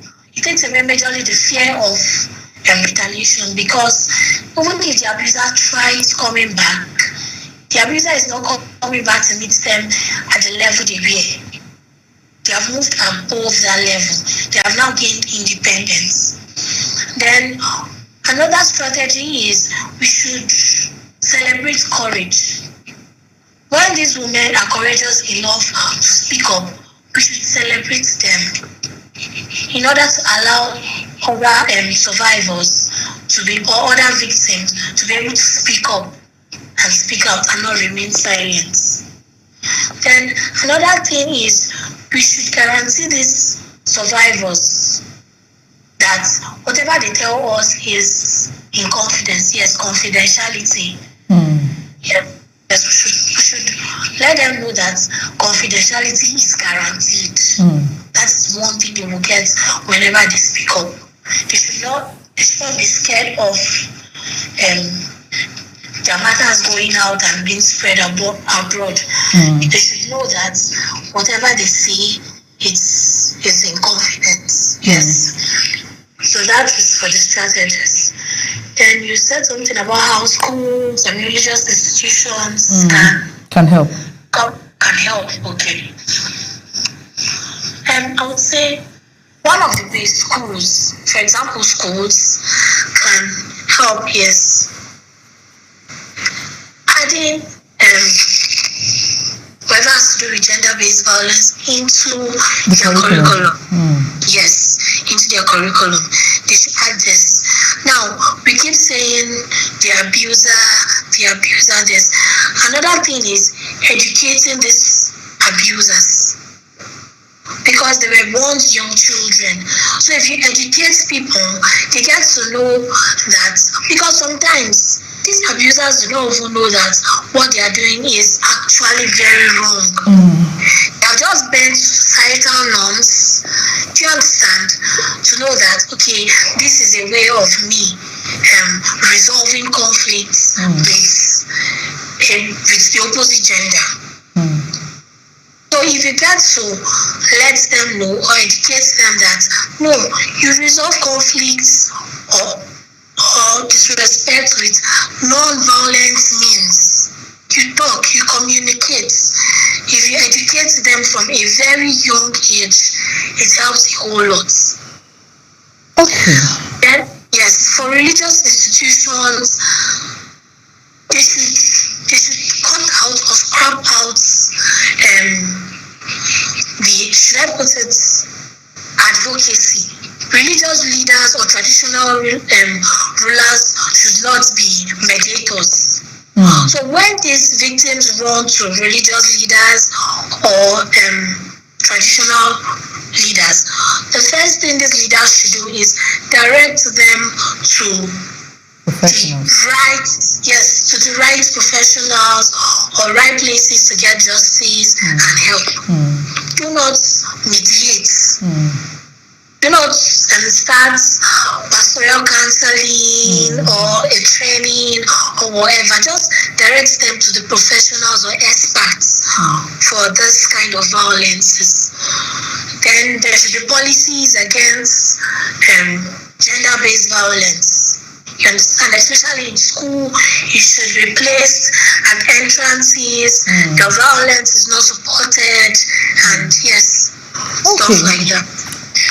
Well, it's been an insightful conversation with you, I must say. Our time is fast spent. Yes, and at this point we want to draw the curtains. But before we go in, just 1 minute or in 30 seconds, do you have any final words? Okay.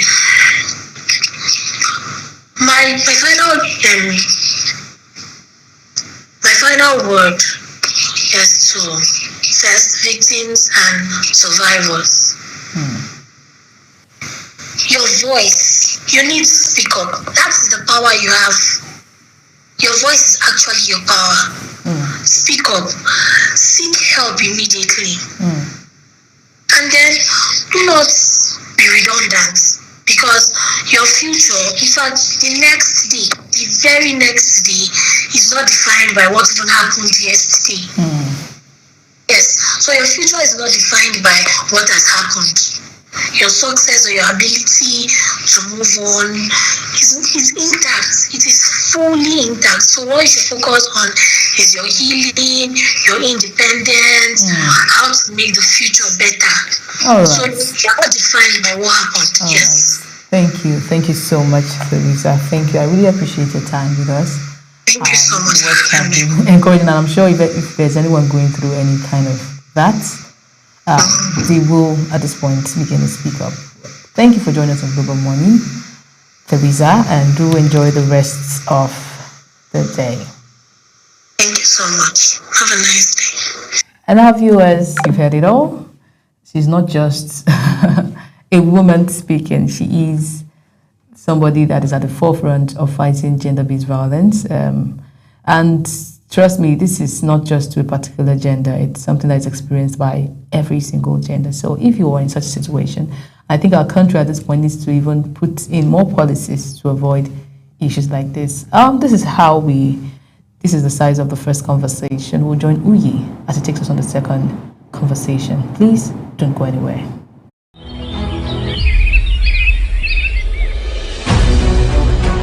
Global Morning is your top morning show here on Global Television. We bring you fresh news updates daily while delving into a variety of current affairs and topics. And at the same time, keeping you well informed about important events, both national and internationals. Global Morning serves as a valuable source of information, helping viewers like you start your day well informed. Stay connected from Monday through Sunday to a wide range of latest news making rounds on Global Morning. What's your problem? We're on the road to protest. The president meets all of our demands.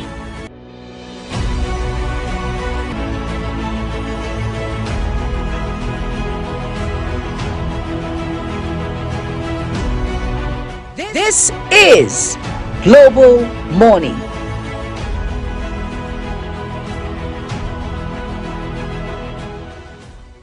A very good evening and welcome to another exciting edition of Big Talk. Tonight on the program. As always, it's a pleasure to have you join us here on Global Morning. I am Uyi Alpo. You know how we do it on Social Post Extra, bringing you all the... On the desk this evening, we have very topical issues to discuss. And of course... Welcome to your parliamentary program, The Parliament. Peaceful and joyful home doesn't happen by chance. It is built on... Women can rise beyond traditional boundaries to claim their rightful place as... Numerous committee, about more than 12 committees. Festival is a program that comes to you once in a week at about this time where we look into issues and discuss them. It gives you the opportunity to... World news in United Welcome Nigeria. to Entertainment Circle. And trust me, today you're about to get entertained. Hello everyone and welcome to the program Talk Sports here on Global Television. Turn Up Zone is that platform where we bring young and talented artists. Stay tuned, stay inspired, stay with Global Television on DSTV channel 365, on Star Times channel 276.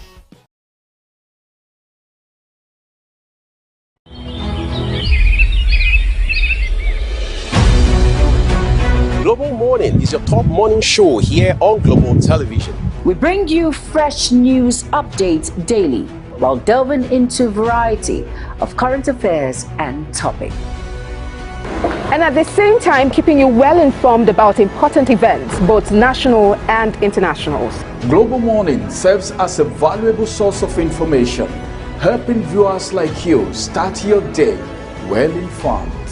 Stay connected from Monday through Sunday to a wide range of latest news making rounds on Global Morning. What's your problem? We're on the road to protest. The president meets all of our demands.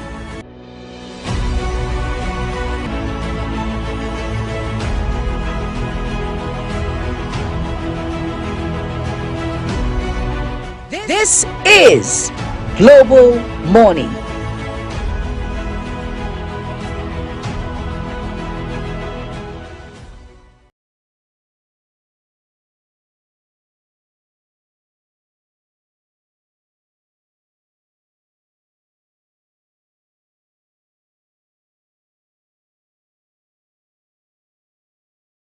We're on the road to protest.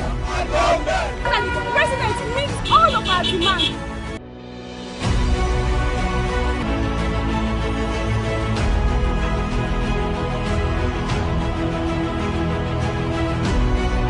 This is Global Morning.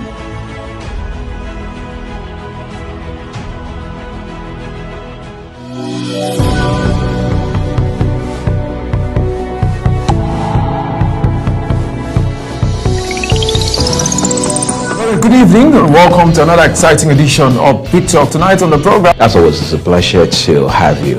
Join us here on Global Morning. I am Uyi Alpo. You know how we do it on Teacher Buzz Extra, bringing you all the... On the desk this evening, we have very topical issues to discuss. And of course... Welcome to your parliamentary program, The Parliament. Peaceful and joyful home doesn't happen by chance. It is built on... Women can rise beyond traditional boundaries to claim their rightful place as... Numerous committee. About more than 12 committees. Festify is a program that comes to you once in a week at about this time where we look into issues and discuss them. It gives you the opportunity to... World leaders in United Welcome Nigeria. to Entertainment Circle. And trust me, today you're about to get entertained. Hello everyone and welcome to the program Talk Sports here on Global Television. Talk Zone is that platform where we bring young and talented artists. Stay tuned, stay inspired, stay with Global Television on DSTV channel 365, on Star Times channel 276.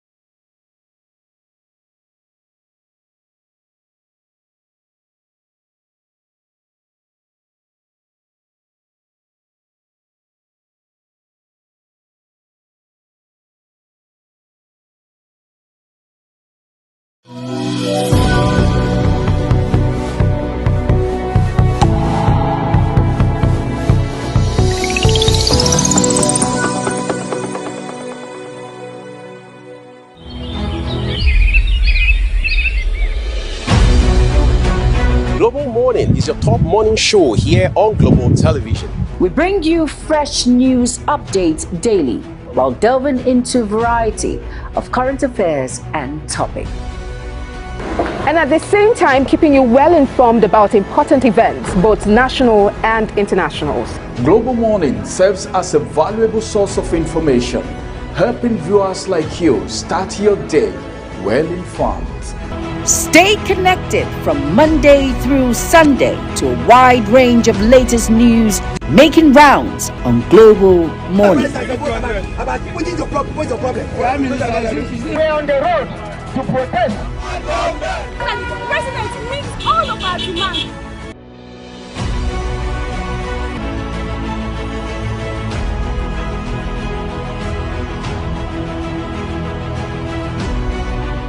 This is Global Morning.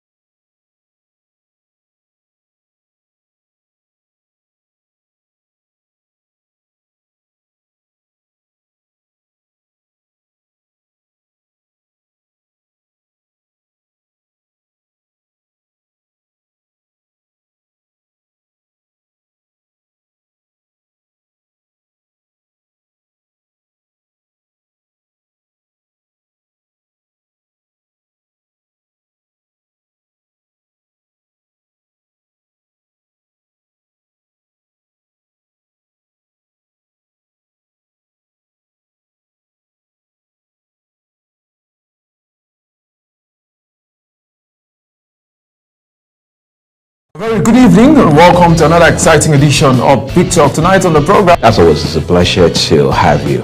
Join us here on Global Morning. I am Uyi Alpo. You know how we do it on Teacher Buzz Extra, bringing you all the... On the desk this evening, we have very topical issues to discuss. And of course... Welcome to your parliamentary program, The Parliament. Peaceful and joyful home doesn't happen by chance. It is built on... Women can rise beyond traditional boundaries to claim their rightful place as... Numerous committee. about more than 12 committees. Face the Face is a program that comes to you once in a week at about this time where we look into issues and discuss them. It gives you the opportunity to World News in United Welcome Nigeria. I have to a guest. Entertainment Circle. And trust me, today you're about to get entertained. Hello everyone and welcome to the program Talk Sports here on Global Television. Top Zone is that platform where we bring young and talented artists. Stay tuned, stay inspired, stay with Global Television on DSTV Channel 365, on Star Times Channel 276.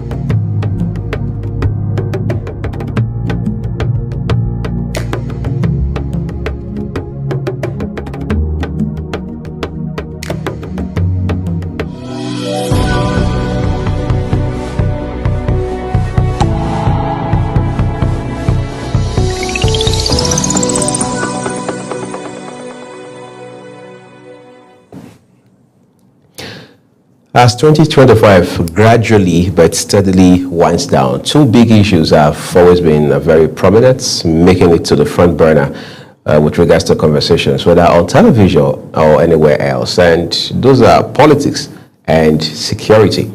But then it will appear there's nothing we can do about politics being a topical discussion every other day.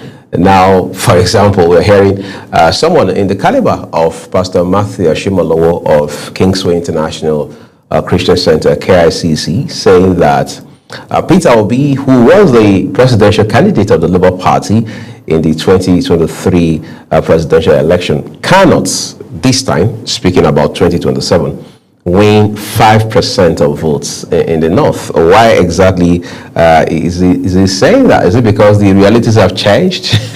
Absolutely. First of all, I like the fact that pastors are being realistic now in the political. Oh, before now they weren't? Before, no. You just hear them pray and say, go and, there's no strategy. They are not conscious of strategy, behind politics. Right. It was just based on, faith and belief. And that is not what makes democracy.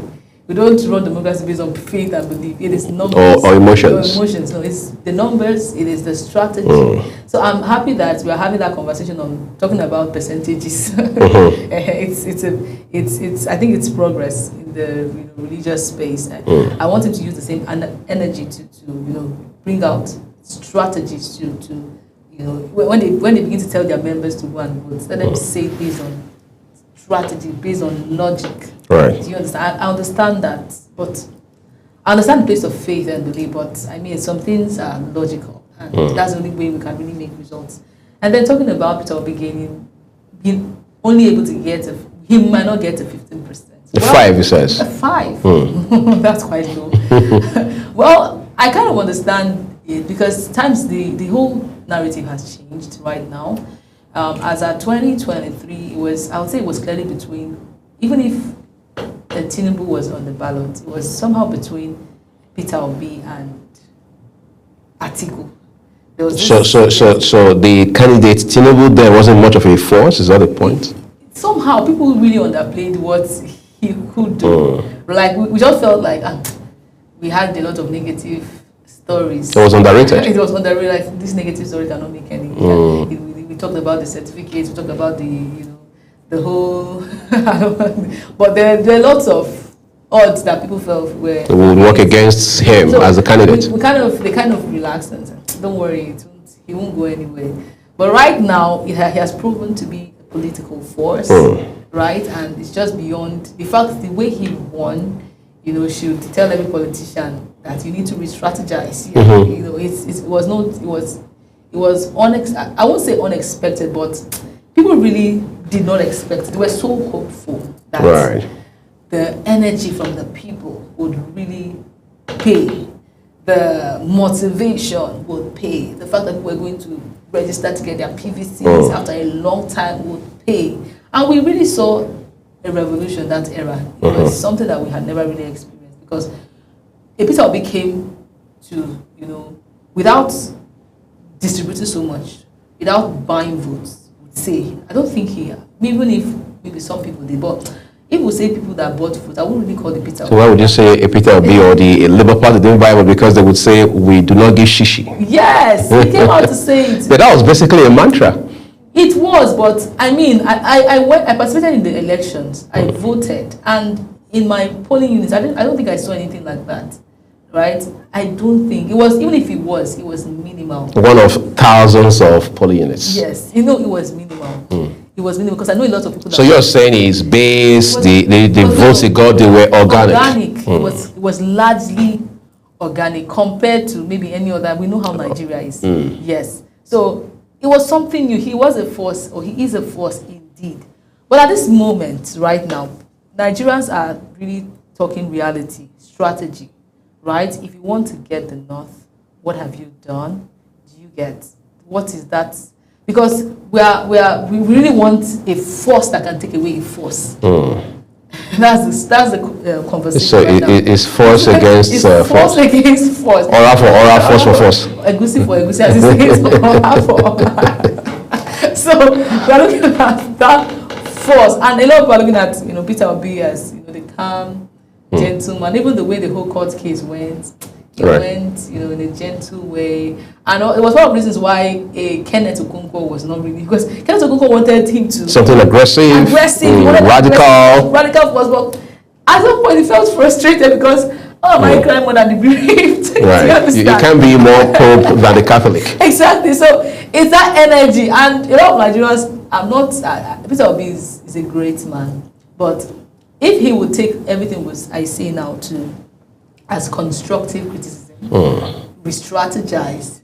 I know that you have a personality, right? But if he wants to, already the Labour Party has said we're not giving any automatic tickets. Right. So I don't know who they're talking to. But the message is clear. Talking to me, but the message is clear. Right. So I don't know why the Labour Party would come out and say such a thing. It means that this man has not done his homework in the Labour Party. Do you get? That's talking about Peter Obi. Yes. For them to come out and say such a thing, they shouldn't be saying such a thing. Whatever strategy you need to do, that is what a Tinubu does. The loyalists, like they are so. You wonder, but I don't know in this country together. Right.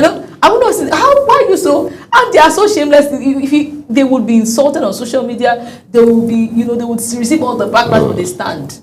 They go nowhere. Unshaken loyalty. Unshaken loyalists. And you're wondering, some people have been insulted, they call them wicked, cost their generation. You understand? But they stand. So this is the force you are contending against. And a party that you are still with is coming out to say, we're not giving any automatic tickets. Do you get So you have to earn it. You have to earn it. Why should we be hearing such a thing at this time?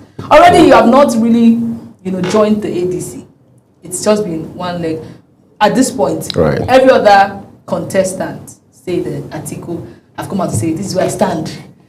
And El-Rufai has come out to say, although I don't know if the plans... It's between SDP and ADC. Yeah, but he has come out to say, I stand with I think he has actually gotten the ADC ticket. So we should see a Peter Obi firm at this point, wherever you want to stand. You know, when you mention Peter Obi and ADC in one sentence, it's a bit scary. It's scary. Because somebody said former Vice President Atiku Abubakar is already behaving as the candidate of the ADC. So what do you want Peter Obi to come do? If they want to say, at this point, let me say, the first person to officially become a member takes the ticket. What do you say? Obi loses out. He loses automatically. Automatically. So your indecision, you know, if you want to fight, go. If you say you want to contest with the ADC and the people that are already dominating the party, you should strategize. So you either go hard or you go home. Go hard. If you at this point, if you've not really gone hard, then I think you should have already been with the Labour Party strongly. And they shouldn't come out to make such a statement. I think we also should look at what the issues are in the Labour Party. As it stands today, Abure, just Barrister Julius Abure, is the chairman, national chairman of the Labour Party. Last time we checked, his name was still on INEC website as the chairman of the Labour Party.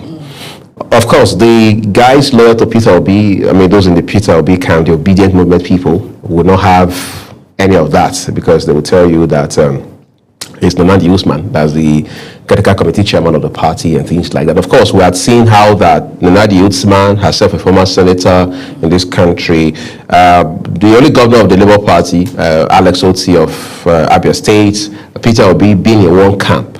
So at that point in time, it was very clear beyond any doubt that the Labour Party had been cannibalized in the manner of speaking, I mean polarized. You can't go into an election like 2027 in that sort of outfit, so to say. You must be properly dressed for it.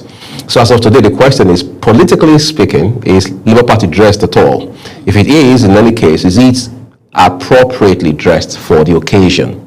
Obviously, it's not. Like you mentioned, if you like, call it the Abure faction. I said, look, there is no automatic ticket anywhere for anybody, so nobody should be feeling entitled. Of course, we know that where that message is directed at. It's Peter Obi, obviously. But then the question, like you said, is, has Peter Obi done the groundwork in his party? Yes, you lost in 2023, but you did well. You came strong. You garnered over 6 billion votes. That was a landmark. That was a milestone, not just for Peter Obi, not just for the obedient movement, not just for even the Labour Party, but for the opposition as we know it in this country. Yes. The question is, what did you do going forward? By the time it was clear that even the Supreme Court had ruled, and of course everybody had to move on. What have you done since that time? The whole of 2024, this is an entire 2025. What have you done the last 2+ years counting with your party? Who have you been talking with? What kind of conversations have you been having? Yes. Or is it possible Peter Obi thinks, rightly or wrongly, that, well, I've got the obedience movement with me, so whatever Julius Abure and his people say is their cup of tea, is their business. That's where I think he's missing it. You cannot just liaise with social media influencers to give you support. I like this. Who are not politicians. Who are not politicians. There needs to be some strategy. I feel like the loophole was between, following up your victory. Because as far as I'm concerned, that was victory. Following up that victory back to back. Picking up the lessons. Just leaving, maybe just ignoring the fact that I'm chasing a court case and already planning for the next year. Do you get? What did we miss out? What can we start doing? All of those loopholes happened when there was a candidate coming out to say, when you have such a prominent figure coming out to say, I'm not with this person, it will cause other prominent people to... It demarcates you. Yes, it demarcates you. So other people are feeling like, oh, this one is already bringing this one down. Can we join another people? Yes. That was a point to make peace. Because a Kenneth Okonkwo really pushed for a Peter Obi. Right. At that point, you ask him, what do you really want? I don't think this is good for us. We saw the exchange of letters, back and forth. It was demarcating him. And at that point, the Labour Party, if they had any person in that, or if they, even ruling parties will send sabotages to come and say, okay, there's this guy that is disagreeing. Can we go and get him? Do you understand? They make proposals, they make offers. Exactly. This guy, because obviously they don't have money right now. So can we offer something? That was the point that they started to infiltrate the party with sabotages, and gaining the Peter Obi loyalists, buying them over. And that is the result we see right now. The two factions. Every time you see two factions in a party, it is an opposition or a ruling a ruling party that is at work causing those, trace it, every two factions you see in Nigeria's political party. You know what the other faction is the ruling party. It's interesting. You read Pastor Matthew Shimolo's piece regarding this conversation. He says, look, Peter Obi is a fantastic guy. He says he believes that he can change things, he can do a lot, he can achieve, he can accomplish so much, not just for himself, but for Nigeria, right? But he says that Nigeria has not healed. That's the reason he says this man, from his own assessments, cannot win 5% votes in the north. He says Nigeria has not healed. And that again is the reason people say that Peter Obi thinks he can run Nigeria the way he runs his businesses and the way he ran. Of course, he was a chairman of a bank. In fact, he has even said so on live television that he was sitting on a board meeting in 2006 when he was called to say, look, he had won the election, at the court level and things like that. So there are people who believe that Peter Obi has not done an aggressive transition from the corporate world into mainstream politics as we know it. And if you look at the sort of conversation he has, there's some sort of strain of naivety. Where some persons will say, well, it's not naivety, it's him being who he is. He's insulated against, all the elements in the political, the murky water of politics and things like that. But the question is, what should be the best strategy for Peter Obi going into 2027? In 2023, you may say there were things he missed, even though, yes, he came up with those numbers that were very impressive. But how can he now put his best foot forward going into 2027? Well, there's a lot of work to be done, and that's the reality. Now, if at this point, I think if we don't see Peter Obi before 2020, well, you say we don't see him, politically speaking. If we don't see him politically speaking before the end of 2025, if he crosses into 2026 with this indecisiveness, there's going to be a lot of problems.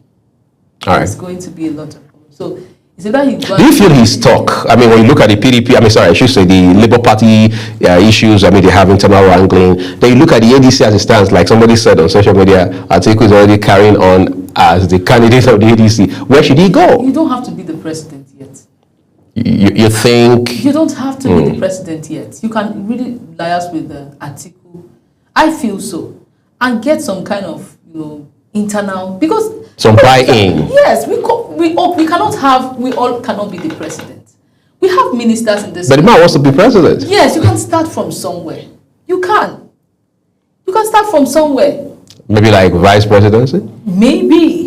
But are you looking at his age? You don't even start from a vice president. You can even start as a minister, like a well-positioned minister. But these are not things you apply for. You have to be appointed. You have to be nominated. If you have such, like you say, I'm going to bring my own votes. I'm adding to you. What would you give to me? You have a party agreement. Yes. That is how it works. That is how we had a minister of FCT. Sorry to say, but that's how it works. I give you my support. What do I get in return? What do I get in return? I'm going to lay low my ambition, because at this point he is a force, whether we like it or not. And then you say, I'm giving it to you. If a Peter Obi stands behind whoever it is that wants to campaign with the ADC right now, and that person wins, we know that he will definitely get a very good position in this country. And you can even start your change from that. You can start to, impact your change in that. Continue to strengthen your base. Continue to strengthen your base. If you have a minister of FCT now that wants to really bring great reforms to Abuja, other states will want to emulate. Right. That is where the problem is that if it doesn't work now, it's not better to, at least be in the winning team than to lose totally.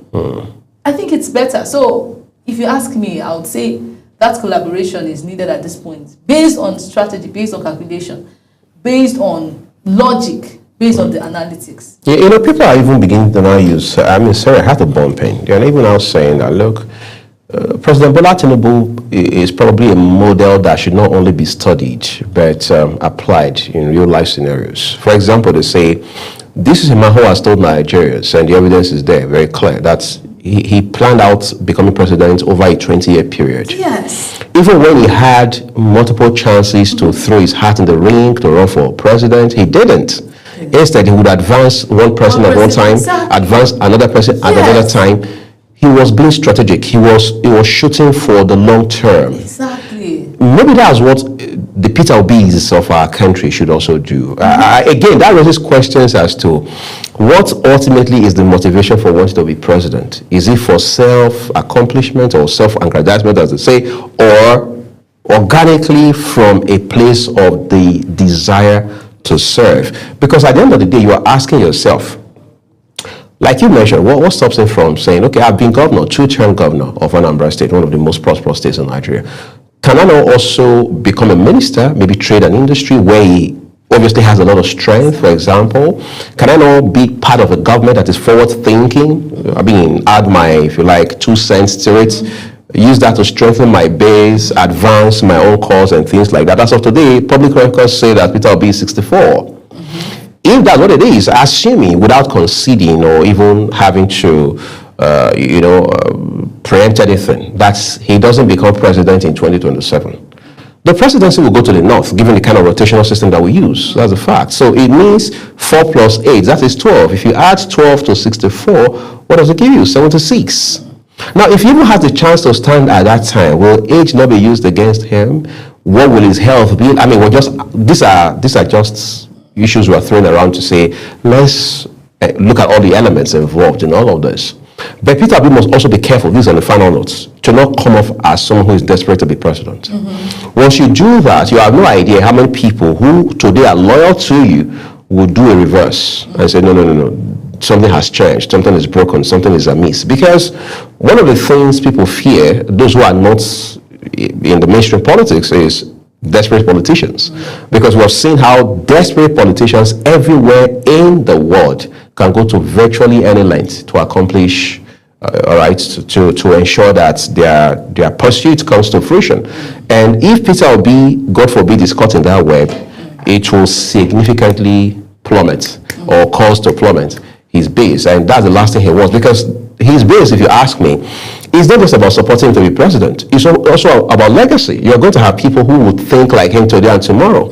So what legacy will he leave? Because it's better to start strong and finish strong. That will start strong, and at the end of the day, you become weakened in terms of your ideology, your conviction, and the choices you make in that direction, and people begin to see you from a different perspective altogether. I don't think that's what Peter Obi wants. Well, that is just what it is. Another thing would say is the way I think we neglect every other kind of position in this country. We just focus on presidency and governorship. Nobody even cares about the vice president. But as far as I'm concerned, the vice president is like the position in this country is a figurehead position, kind of. So if we make other positions look attractive, there are places that you would go and serve, and everybody wants it.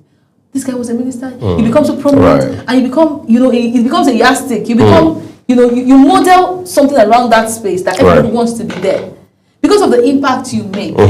So can we move away from presidents and governors? Because a president cannot make it automatically work in this country. A governor cannot make things automatically work in this country. It's a collaborative effort of the ministers, the reps member. It is collaborative. And that is where we should be looking at as, because not everybody wants to come and contest it. We don't, for example, the United States are trying to conduct an election. We have other positions that people really want to, campaign. Look at the man who had been governor of New York for several years, all right? Talking about Andrew Cuomo. The next thing you know, just a few months ago, he was standing to run for mayor. It's more like being a governor for several years. You're coming to become a local government chairman. In Nigeria, you see people do, God forbid, it's not my portion. That is what service really is. Right, service. If you really have service at heart, I mean, none of all these big positions or the figurehead positions would really make sense. You look at where I can really impact. What is missing in Nigeria, for example? Where do I think we need to get it right? Where do I think we need laws that will really work, that will be effective? Because it's not from the top. I've heard business investors and those who are very savvy when it comes to investment say that it's better to own 1% of $10 billion, 1% of $10 billion, than to own everything of $100 million. Think about that for a second. It's better to own 1% of $10 billion than to own everything. So, long and short of the story is, it's not so much about owning everything, it's about being strategic in that your role. and going forward, you use that, you leverage that to make lasting impacts that will be transgenerational. All right, that's what we're leaving it on the program today. I'm Uyag Mofwegbe. As always, remember that the views of our guests here across all our programs, including on Global Morning, are their opinions. And I'm Priscilla Obasi. Thank you very much for taking your time to be with us today. Wishing you an amazing day.